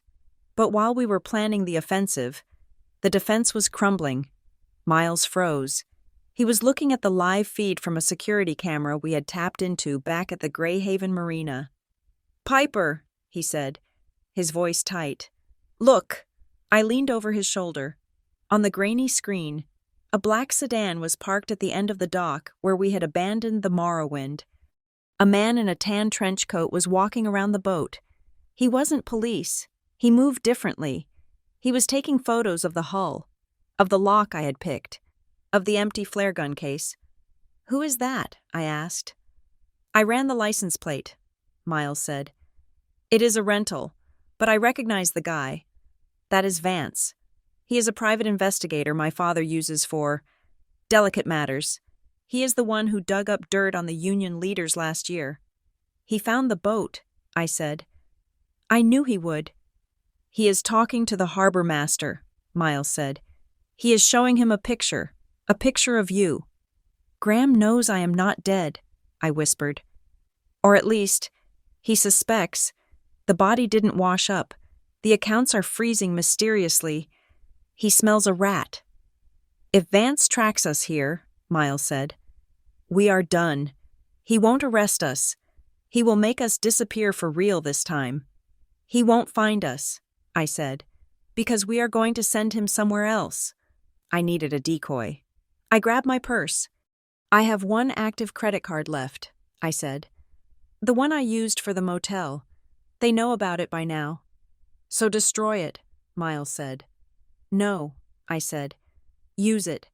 I logged into a travel booking site using a VPN routed through Canada. I booked a bus ticket, Greyhound, from a station in upstate New York, heading to Montreal.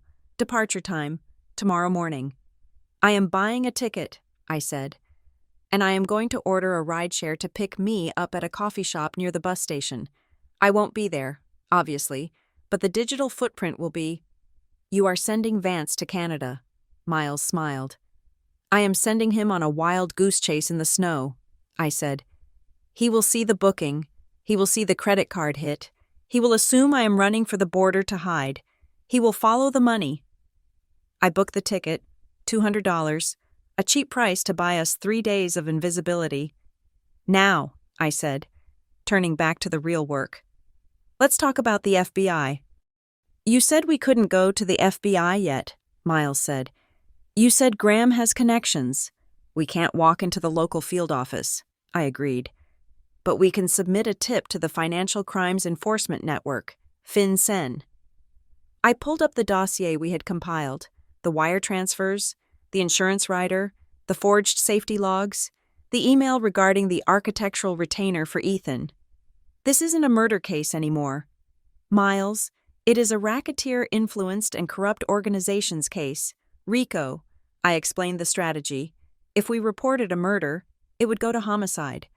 Homicide cops are overworked and local, but if we reported a multi-million-dollar insurance fraud scheme involving wire transfers across state lines, that triggered federal jurisdiction. The FBI creates a task force for money. They love seizing assets. We are not going to send this to the police, I said. We are going to send it to the special agent in charge of the white-collar crimes division. And we are going to send it via a secure courier. Time to arrive exactly 1 hour after the gala begins. Why the timing? Because, I said, looking at the invitation to the gala on my screen, I want the agents to walk through the doors just as Sloane is holding up my check. I want the flashbulbs to capture the moment they put the handcuffs on her. I spent the rest of the night refining the package. I included the hard drive data. I included the video of them dumping my body, but I put a digital lock on the video file. It was password protected. Why lock the video? Miles asked. That is the smoking gun. Because I want to trade it, I said. I want to walk into that room, look my father in the eye, and give him the password myself. I want him to know that I am the one who pulled the trigger.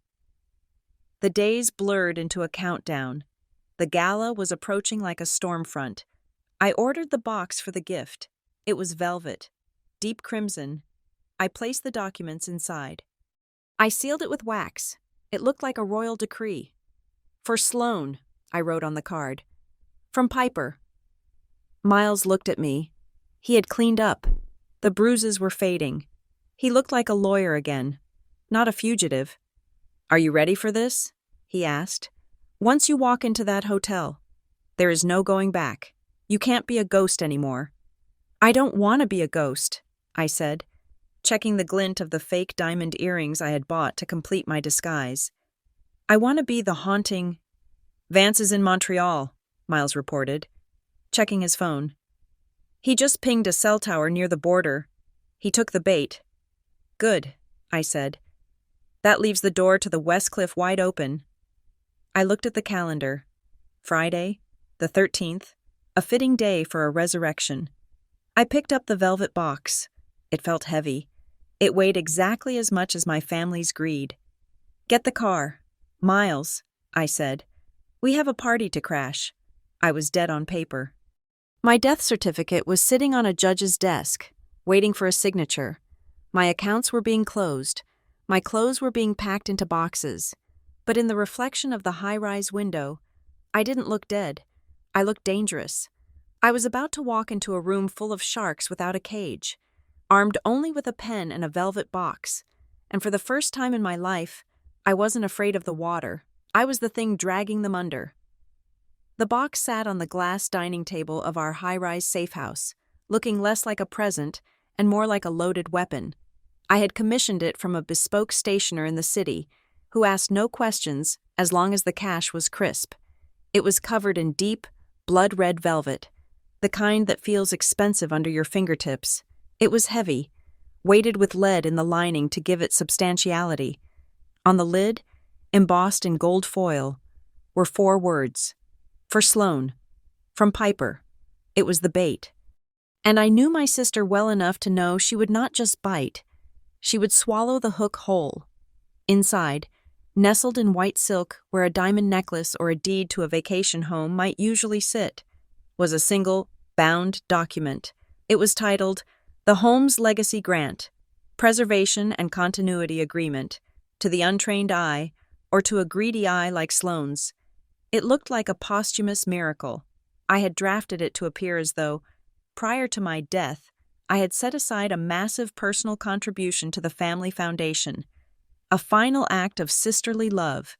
The grant offered a $5 million injection into the foundation's accounts, effective immediately upon the public acceptance of the gift, but it was a legal bear trap. "You are sure this holds water?" Miles asked. He was pacing the apartment, wearing a new suit we had bought off the rack, trying to get used to the feeling of being a corporate shark again.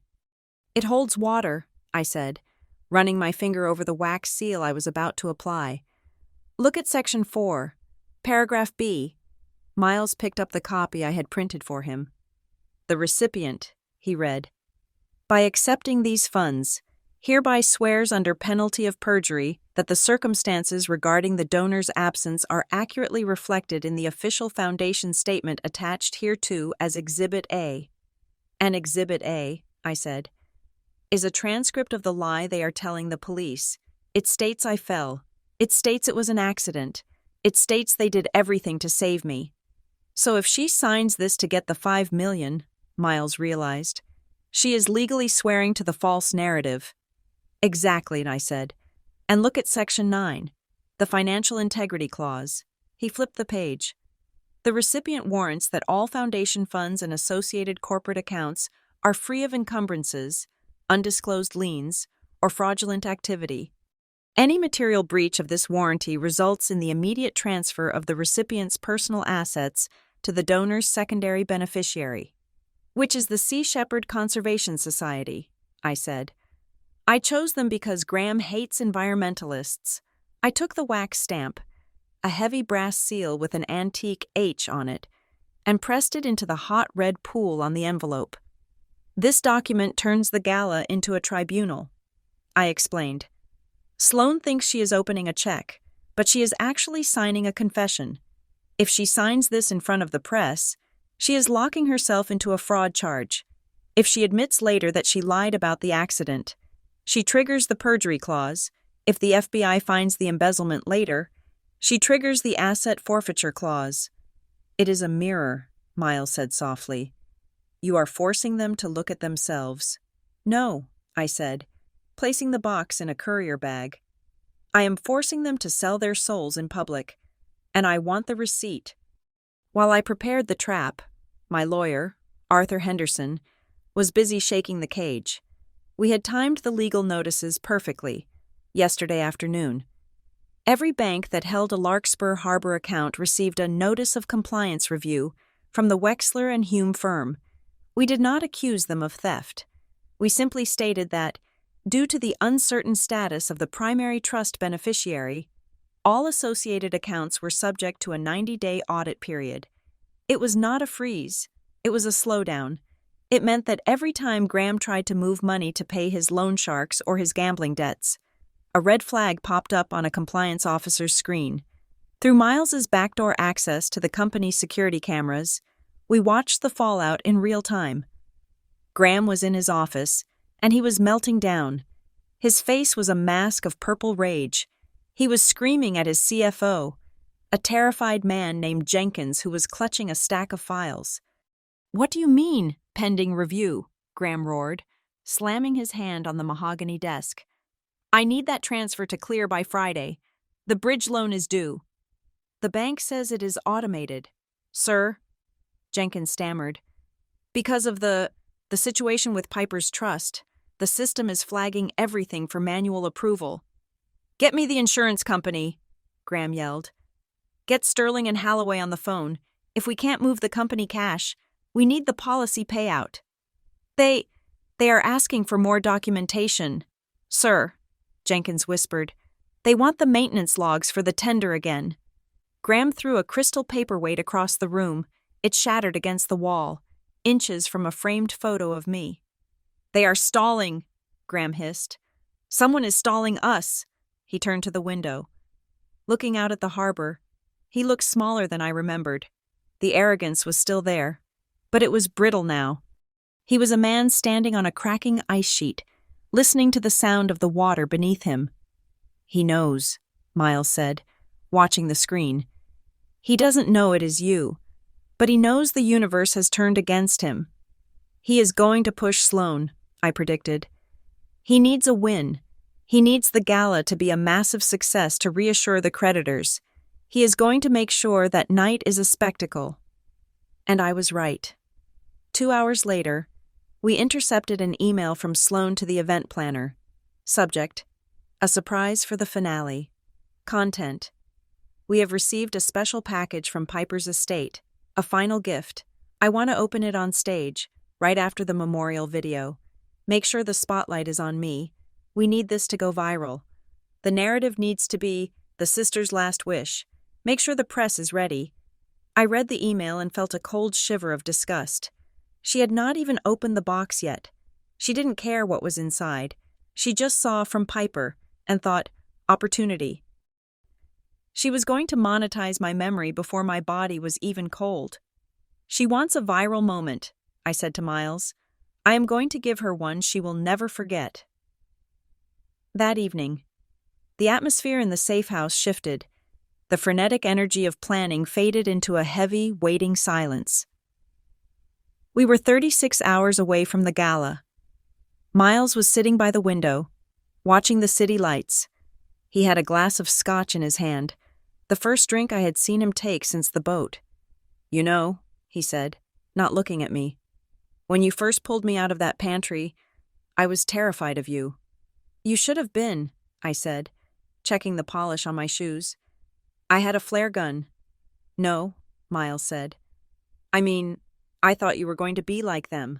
I thought you were going to burn the house down with everyone inside. I thought this was going to be a blood feud." He turned to look at me. His face was still healing, the yellow bruises fading into his skin, but his eyes were clear.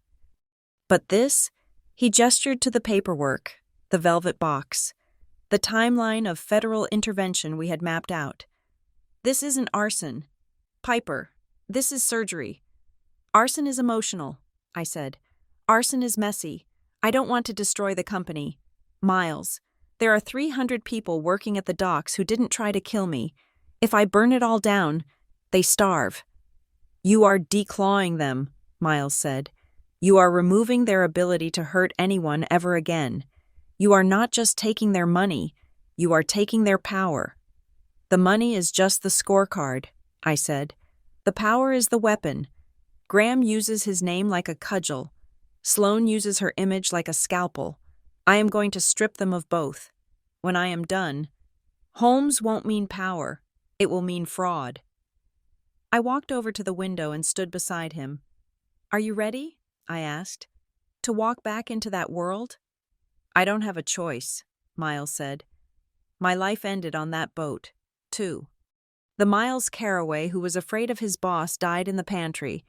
I am just the guy holding the evidence now. He paused. What are you going to say? When you walk in? I had thought about this. I had rehearsed speeches in the shower.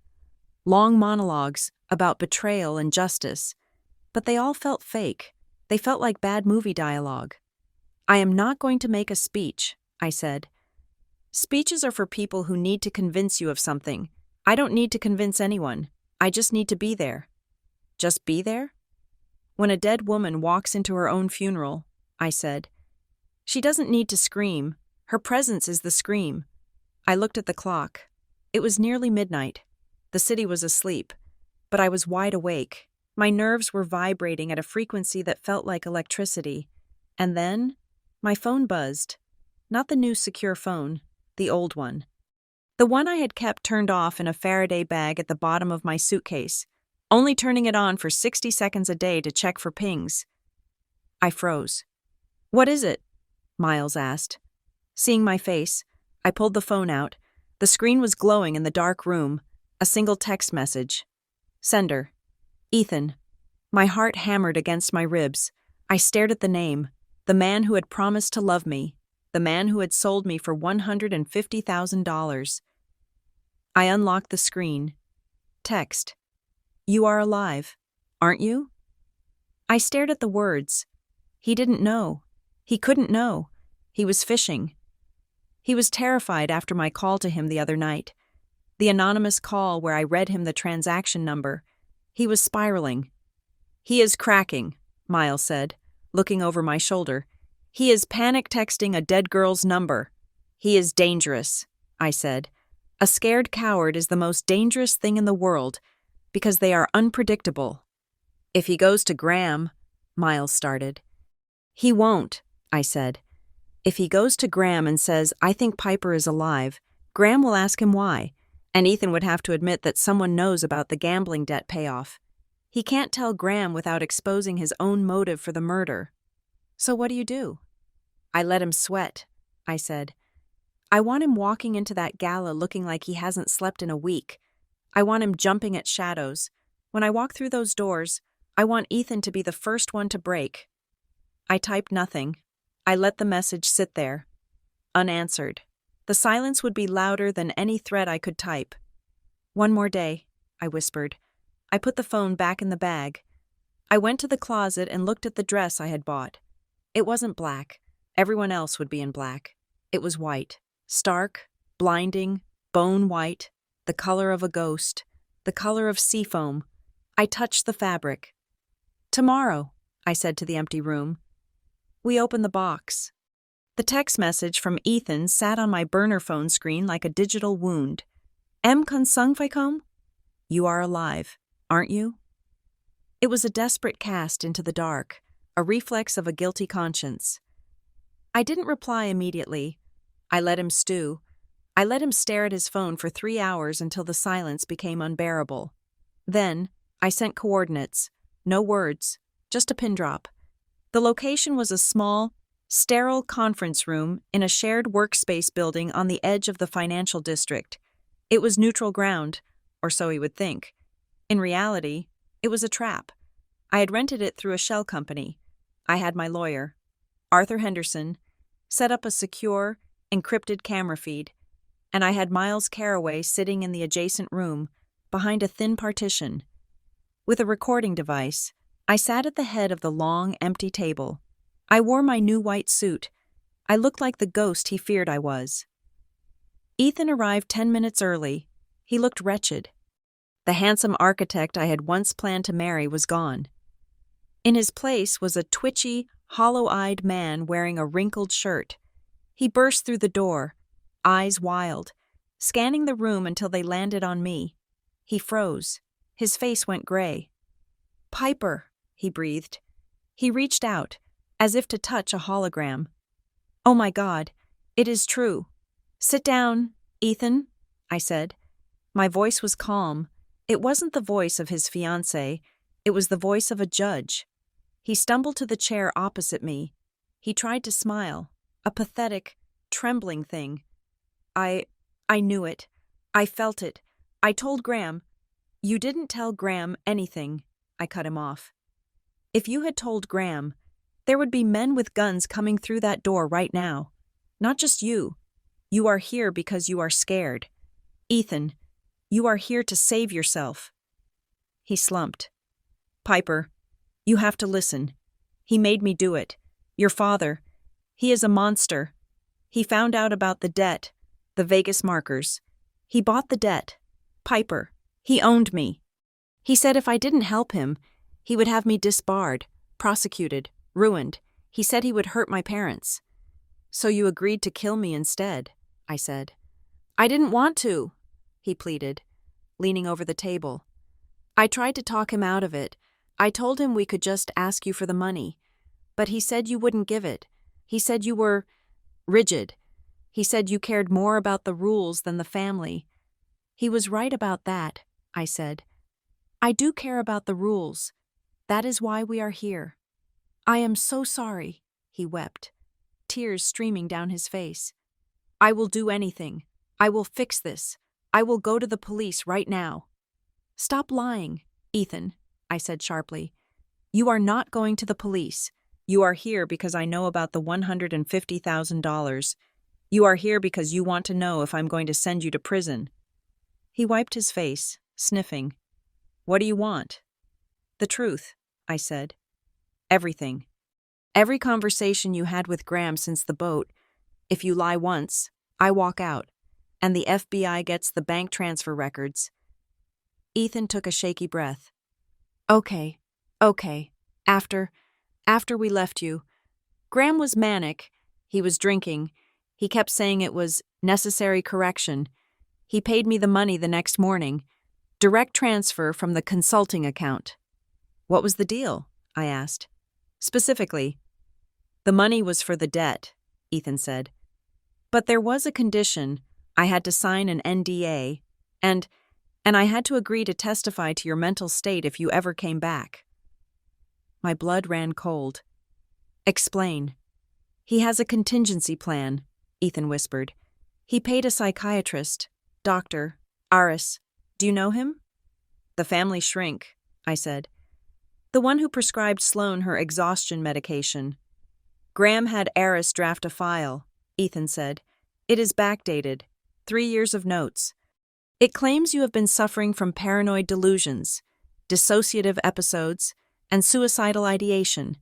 It claims you have a history of staged disappearances for attention. They are going to gaslight the court, I realized. If I show up alive, they won't deny it. They will say, "Oh, thank God. Our poor sick daughter is back." And then they will use the file to petition for a conservatorship.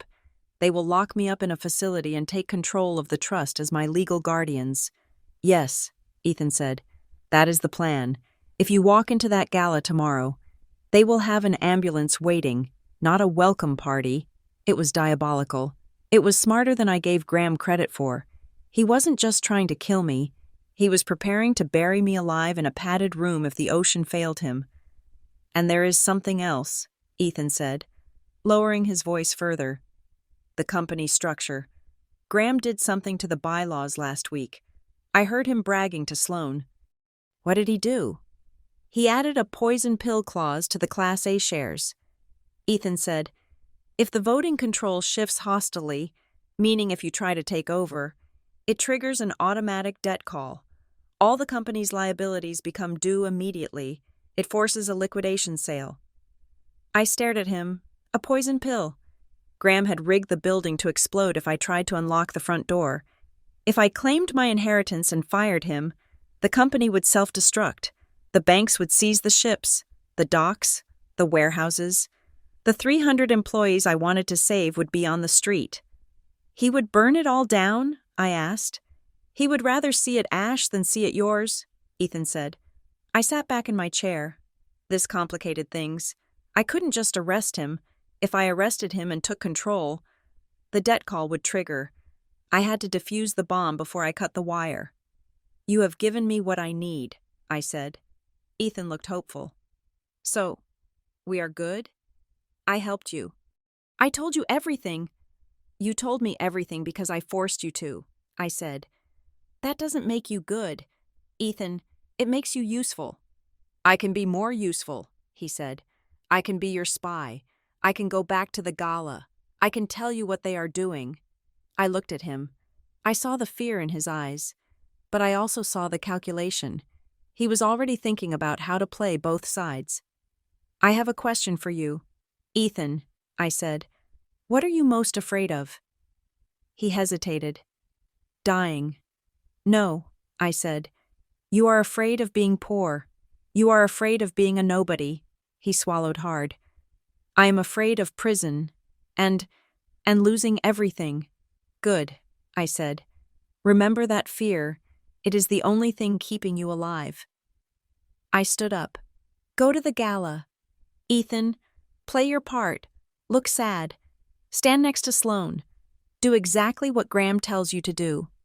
And then? He asked. And then, I said, when the moment comes, you will know what to do. He stood up, looking relieved. He reached for his phone. I watched his hand. One more thing, I said. Don't text Graham. He froze. You were going to walk out that door and text him. Piper is alive, I said. You were going to try to buy your way back into his good graces by selling me out again. You were thinking, if I warn him, maybe he will protect me from her. Ethan turned pale. I had read his mind because I knew his cowardice. Go ahead, I said. Text him. He looked confused. What? Text him, I commanded. Tell him I am alive. Tell him I contacted you. But why? Because, I smiled, and it was a smile that didn't reach my eyes. Graham is paranoid. If you tell him I am alive, he will panic. He will accelerate the plan. He will make mistakes. He will act rashly at the gala. And that is exactly what I need him to do. And tell him one more thing, I added. Tell him I said, the sea refuses no river. Ethan nodded, terrified, and ran out of the room. I waited until the door closed. Then I tapped on the partition. Did you get all that? I asked. Miles walked out from the back room. He was holding the recorder. Every word, including the part about the fake psychiatric file and the poison pill. We have a problem, Miles said. The poison pill. If we trigger the takeover, the company implodes. I know, I said. Graham thinks he has checkmated me. He thinks if I live, he locks me up. If I fight, I destroy the prize. So what do we do? Miles asked. Do we walk away? No, I said. We change the game. I pulled out the velvet box containing the deed of gift. We need to bypass the Class A shares, I said. We need to separate the assets from the debts before the trigger is pulled. How? It is all one holding company. We use the foundation, I said. The Holmes Legacy Foundation is a separate legal entity. It is a non-profit. It is insulated from the corporate debt. I grabbed a pen and opened the deed. I am going to amend the gift, I said. I am not just giving them money. I am giving them the title to the Ridgecroft estate. Miles's eyes widened. The manor? You are giving them your childhood home? The house is in my name, I said. Grandmother left it to me directly, outside the trust. It is worth $20 million. If I donate the house to the foundation and Sloane accepts it, the house becomes foundation property. Okay, Miles said, following my logic. But how does that help? Because, I said, sketching the diagram on a notepad, I am adding a stipulation. The foundation must use the asset to capitalize a new subsidiary, the Holmes Maritime Rescue Fund. And I will designate the employees of Larkspur Harbor Group as the beneficiaries of that specific fund. I said, if the main company goes bankrupt because of Graham's poison pill, the rescue fund, funded by the $20 million house, is legally mandated to cover their pensions and severance. Miles stared at the paper. You are building a life raft. I am building an ark, I corrected. I am letting Graham sink the ship, but I am moving the crew to a new vessel first. And the best part? Sloane has to sign for it. She has to accept the house to get the money. She will think she is getting a mansion. She won't read the fine print about the pension guarantees until it is too late.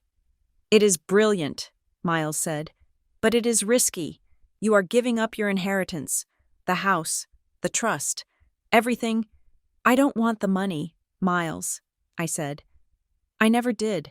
I just want them to stop. I looked at the phone. Ethan had sent the text. I could feel it, somewhere in the city.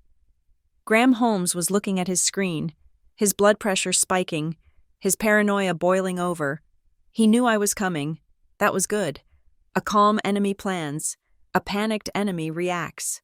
Let's go home, I said to Miles. We have a big night tomorrow. I didn't sleep that night. I sat in the dark of the apartment, looking at the velvet box. The gala was in 24 hours. I thought about the little girl who used to wait for her father to come home from work, hoping for a pat on the head, a smile, anything. I thought about the teenager who balanced the checkbooks to try to be useful. I thought about the woman who had stood on the deck of a yacht, holding a glass of champagne, believing she was finally loved. They were all gone. The woman sitting in the dark was something else. She was forged in salt water and betrayal. I picked up the box. Tomorrow, I whispered, we open it. Somewhere in the city. Graham was probably screaming at his lawyers. Sloane was probably practicing her crying face in the mirror. Ethan was probably drinking himself into a stupor. They thought they were the main characters. They thought this was their story. They didn't realize they were just the antagonists in mine. And the final chapter was about to begin. The Westcliff Hotel ballroom smelled of white lilies and expensive desperation. It was a scent I knew well, the perfume of high society trying to mask the stench of a scandal. I stood in the shadows of the service entrance, watching the scene unfold through the gap in the heavy velvet curtains. My heart was beating a slow, steady rhythm against my ribs. It was not the erratic hammering of the girl who had woken up on a drifting boat. It was the calculated tick of a bomb timer reaching its final seconds. Inside, the room was packed. 300 of the city's elite were seated at round tables, picking at filet mignon and whispering behind their hands. The press pit was overflowing at the back, cameras trained on the stage like the barrels of guns. My family was up there. They looked magnificent. Graham stood at the podium, bathed in a spotlight that made his silver hair shine. He looked solemn, dignified, the very picture of a grieving father. But I had the high-definition view from the monitors Miles was watching in the van outside. I could see the sweat beading on Graham's upper lip. I could see the tremor in his hands as he gripped the lectern. Sloane sat to his right. She was wearing white, not just any white, but an angelic chiffon creation that made her look fragile and pure. It was a calculated choice. She was the surviving sister, the heir apparent, the vessel of the family legacy. Ethan stood behind them, a silent sentinel. He looked terrible. His skin was pasty, his eyes darting around the room as if he expected the ceiling to collapse. Good. He was ready to break. "We are gathered here," Graham's voice boomed through the speakers, rich with practiced sorrow. "Not just to mourn a daughter, but to secure a future." Piper was a quiet soul. She loved the ocean, and though the ocean took her from us, we know she would want her family to stand strong. He paused for effect. A few people in the front row dabbed their eyes. It was a masterful performance. "That is why," Graham continued, "tonight, we are announcing the consolidation of the Holmes family assets. To ensure that the Larkspur Harbor Group continues to employ hundreds of hard-working families, I am stepping in to administer the trust that Piper can no longer claim." He gestured to a side table where a lawyer, not Arthur Henderson, but one of Graham's cronies, was laying out a leather portfolio, the transfer papers. "But first," Graham said, his voice brightening slightly, "my daughter Sloane has a special announcement regarding a final gift found among Piper's effects." Sloane stood up. She walked to the center of the stage. Holding the red velvet box I had sent, she cradled it like it was a holy relic. "Piper loved this family," Sloane said into the microphone. Her voice wavered perfectly. "She left this for us, a grant to the foundation, a symbol of her faith in us." She placed the box on the podium.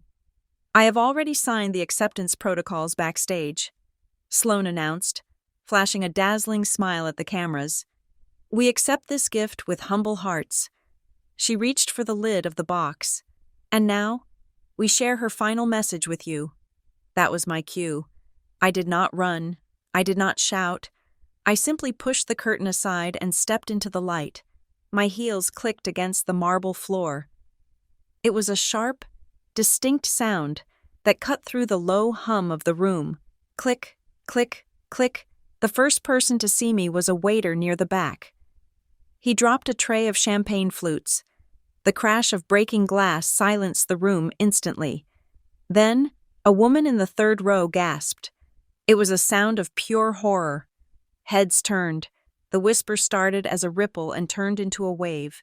The camera shutters began to click. A frantic swarm of mechanical insects. I walked down the center aisle. I was wearing the white suit. I kept my eyes locked on the stage. Graham looked up. The color drained from his face so fast, it looked like his blood had simply evaporated. He gripped the podium, his mouth opening and closing like a fish on a dock. Sloane froze, her hand still on the lid of the box. She stared at me, her eyes wide, her perfect mask shattering into confusion and terror. Ethan made a sound, a high-pitched whimper that the microphone picked up, and stumbled back. Knocking over a chair, I reached the foot of the stage. The silence in the room was absolute. It was a vacuum, sucking the oxygen out of the air. I walked up the stairs. 1, 2, 3. I stood next to my father. I could smell the scotch on his breath, hidden under mints. I leaned into the microphone. "Don't sign yet, Dad," I said. My voice was calm, conversational. "My gift needs a witness." Graham stepped back, stumbling. "Piper, you are dead?" I finished for him. "No, I am just disappointed." I turned to Sloane. She was trembling so hard the velvet box was shaking on the podium. "Go ahead, Sloane," I said softly. "Open it. You already signed the warranty. You swore under penalty of perjury that you had no knowledge of any crime. Open it and see what you bought." Sloane didn't move. She couldn't move. So I reached out and flipped the lid open. The camera zoomed in. The image was projected onto the massive screens on either side of the stage. Inside the box, there was no check. There was no heartfelt letter. There was a single, black portable hard drive. And sitting on top of it was a copy of the terrifying document Sloane had signed backstage. The one Miles and I had drafted. The one that linked her personal assets to the integrity of the foundation. And next to the document was a subpoena. "What is this?" Graham hissed, finding his voice. "Security! Get her off the stage. She is mentally unstable. She is having an episode." "I am not the one you need to worry about." "Graham," I said. The double doors at the back of the ballroom burst open. "Federal agents! Nobody move!" The shout was authoritative, booming. 20 agents in windbreakers marked FBI and U.S. Treasury poured into the room. They fanned out, securing the exits. The special agent in charge, a woman named Reynolds, whom I had communicated with via courier, walked straight down the aisle. She was followed by 2 local detectives. "Graham Holmes," Agent Reynolds said, her voice cutting through the rising panic of the crowd. "You are under arrest for conspiracy to commit capital murder, wire fraud, insurance fraud, and racketeering." She turned to Sloane. "Sloane Holmes, you are under arrest for perjury, obstruction of justice, and accessory to attempted murder." "No!" Graham screamed. He lunged toward me, his face twisted into a mask of pure hatred. "You ungrateful little witch! I made you! You are nothing!" 2 agents tackled him before he could reach me. They slammed him against the podium. The sound of the handcuffs ratcheting shut echoed through the speakers. Sloane was sobbing now, the ugly, heaving sobs of a child who has been caught. She looked at the velvet box. "But I signed it," she wailed. "I signed the acceptance." "Yes, you did," I said, leaning close to her. "And do you know what else was in that deed of gift? Sloane? The part you didn't read?" I picked up the document from the box and held it up for the cameras. "This is the deed to Ridgecroft Manor," I announced to the room. My sister, in her greed, just accepted the transfer of the estate into the foundation. I turned to the cameras. "But under the terms of this specific grant, the property is immediately placed into a blind trust. The sole beneficiaries of this trust are the pension fund of the Larkspur Harbor Group employees and the National Maritime Rescue Association." A gasp went through the room. "You gave away the house?" Graham roared as the agents dragged him upright. "That is my house. That is my legacy."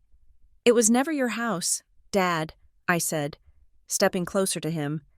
"It belonged to Grandmother, and she left it to me, and now I have given it to the people you tried to rob." I looked at him. He was a small man now, a man in handcuffs, stripped of his dignity, stripped of his power.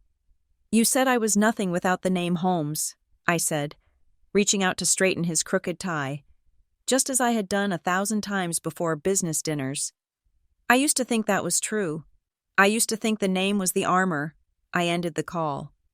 "But then I died," I whispered. "And I found out that the name is just a shell. I am the gut. I am the thing that survived the ocean. And you are just fish food." The agents began to haul him away. He was screaming obscenities, thrashing like a wild animal. Sloane was being led out in her white dress, her mascara running in black streaks down her face. Ethan was standing alone on the stage. He hadn't moved. An agent approached him. Ethan looked at me. He looked at the chaos, and then he did the only thing he could do. He raised his hands and surrendered. He would testify. He would spend years in prison, but he would live. That was the deal. I stood alone on the stage. The flashbulbs were blinding. The questions were being shouted from every direction. "Piper, is it true? Piper, how did you survive? Piper, what happens to the company?" I didn't answer. I didn't need to. The story was already written. I turned and walked off the stage, past the stunned investors, past the weeping socialites, past the wreckage of my former life. Miles was waiting for me at the side exit. He held the door open. "You did it," he said. He looked exhausted, but he was smiling. "We did it," I corrected. We walked out into the cool night air. The city lights were twinkling below us, indifferent to the drama inside.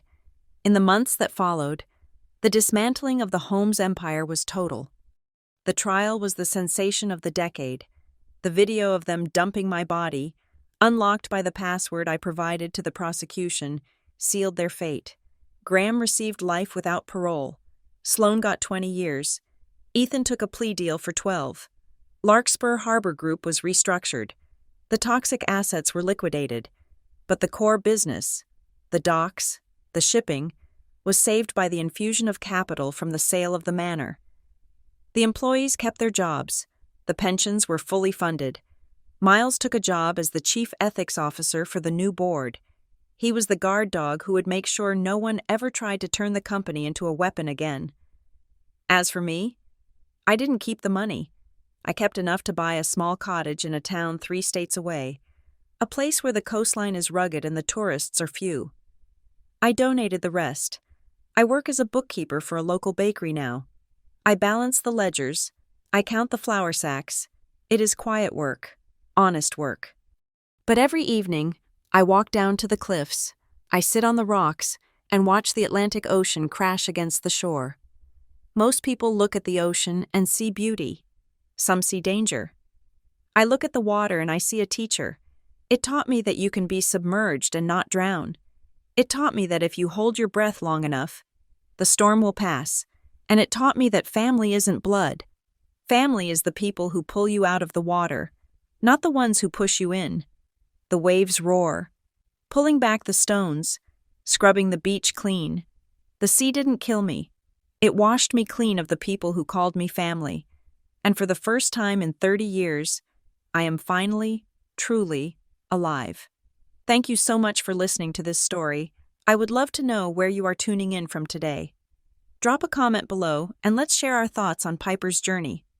If you enjoyed this tale of justice and survival, please subscribe to Monica Revenge Stories, like this video, and hit that hype button to help this story reach even more listeners.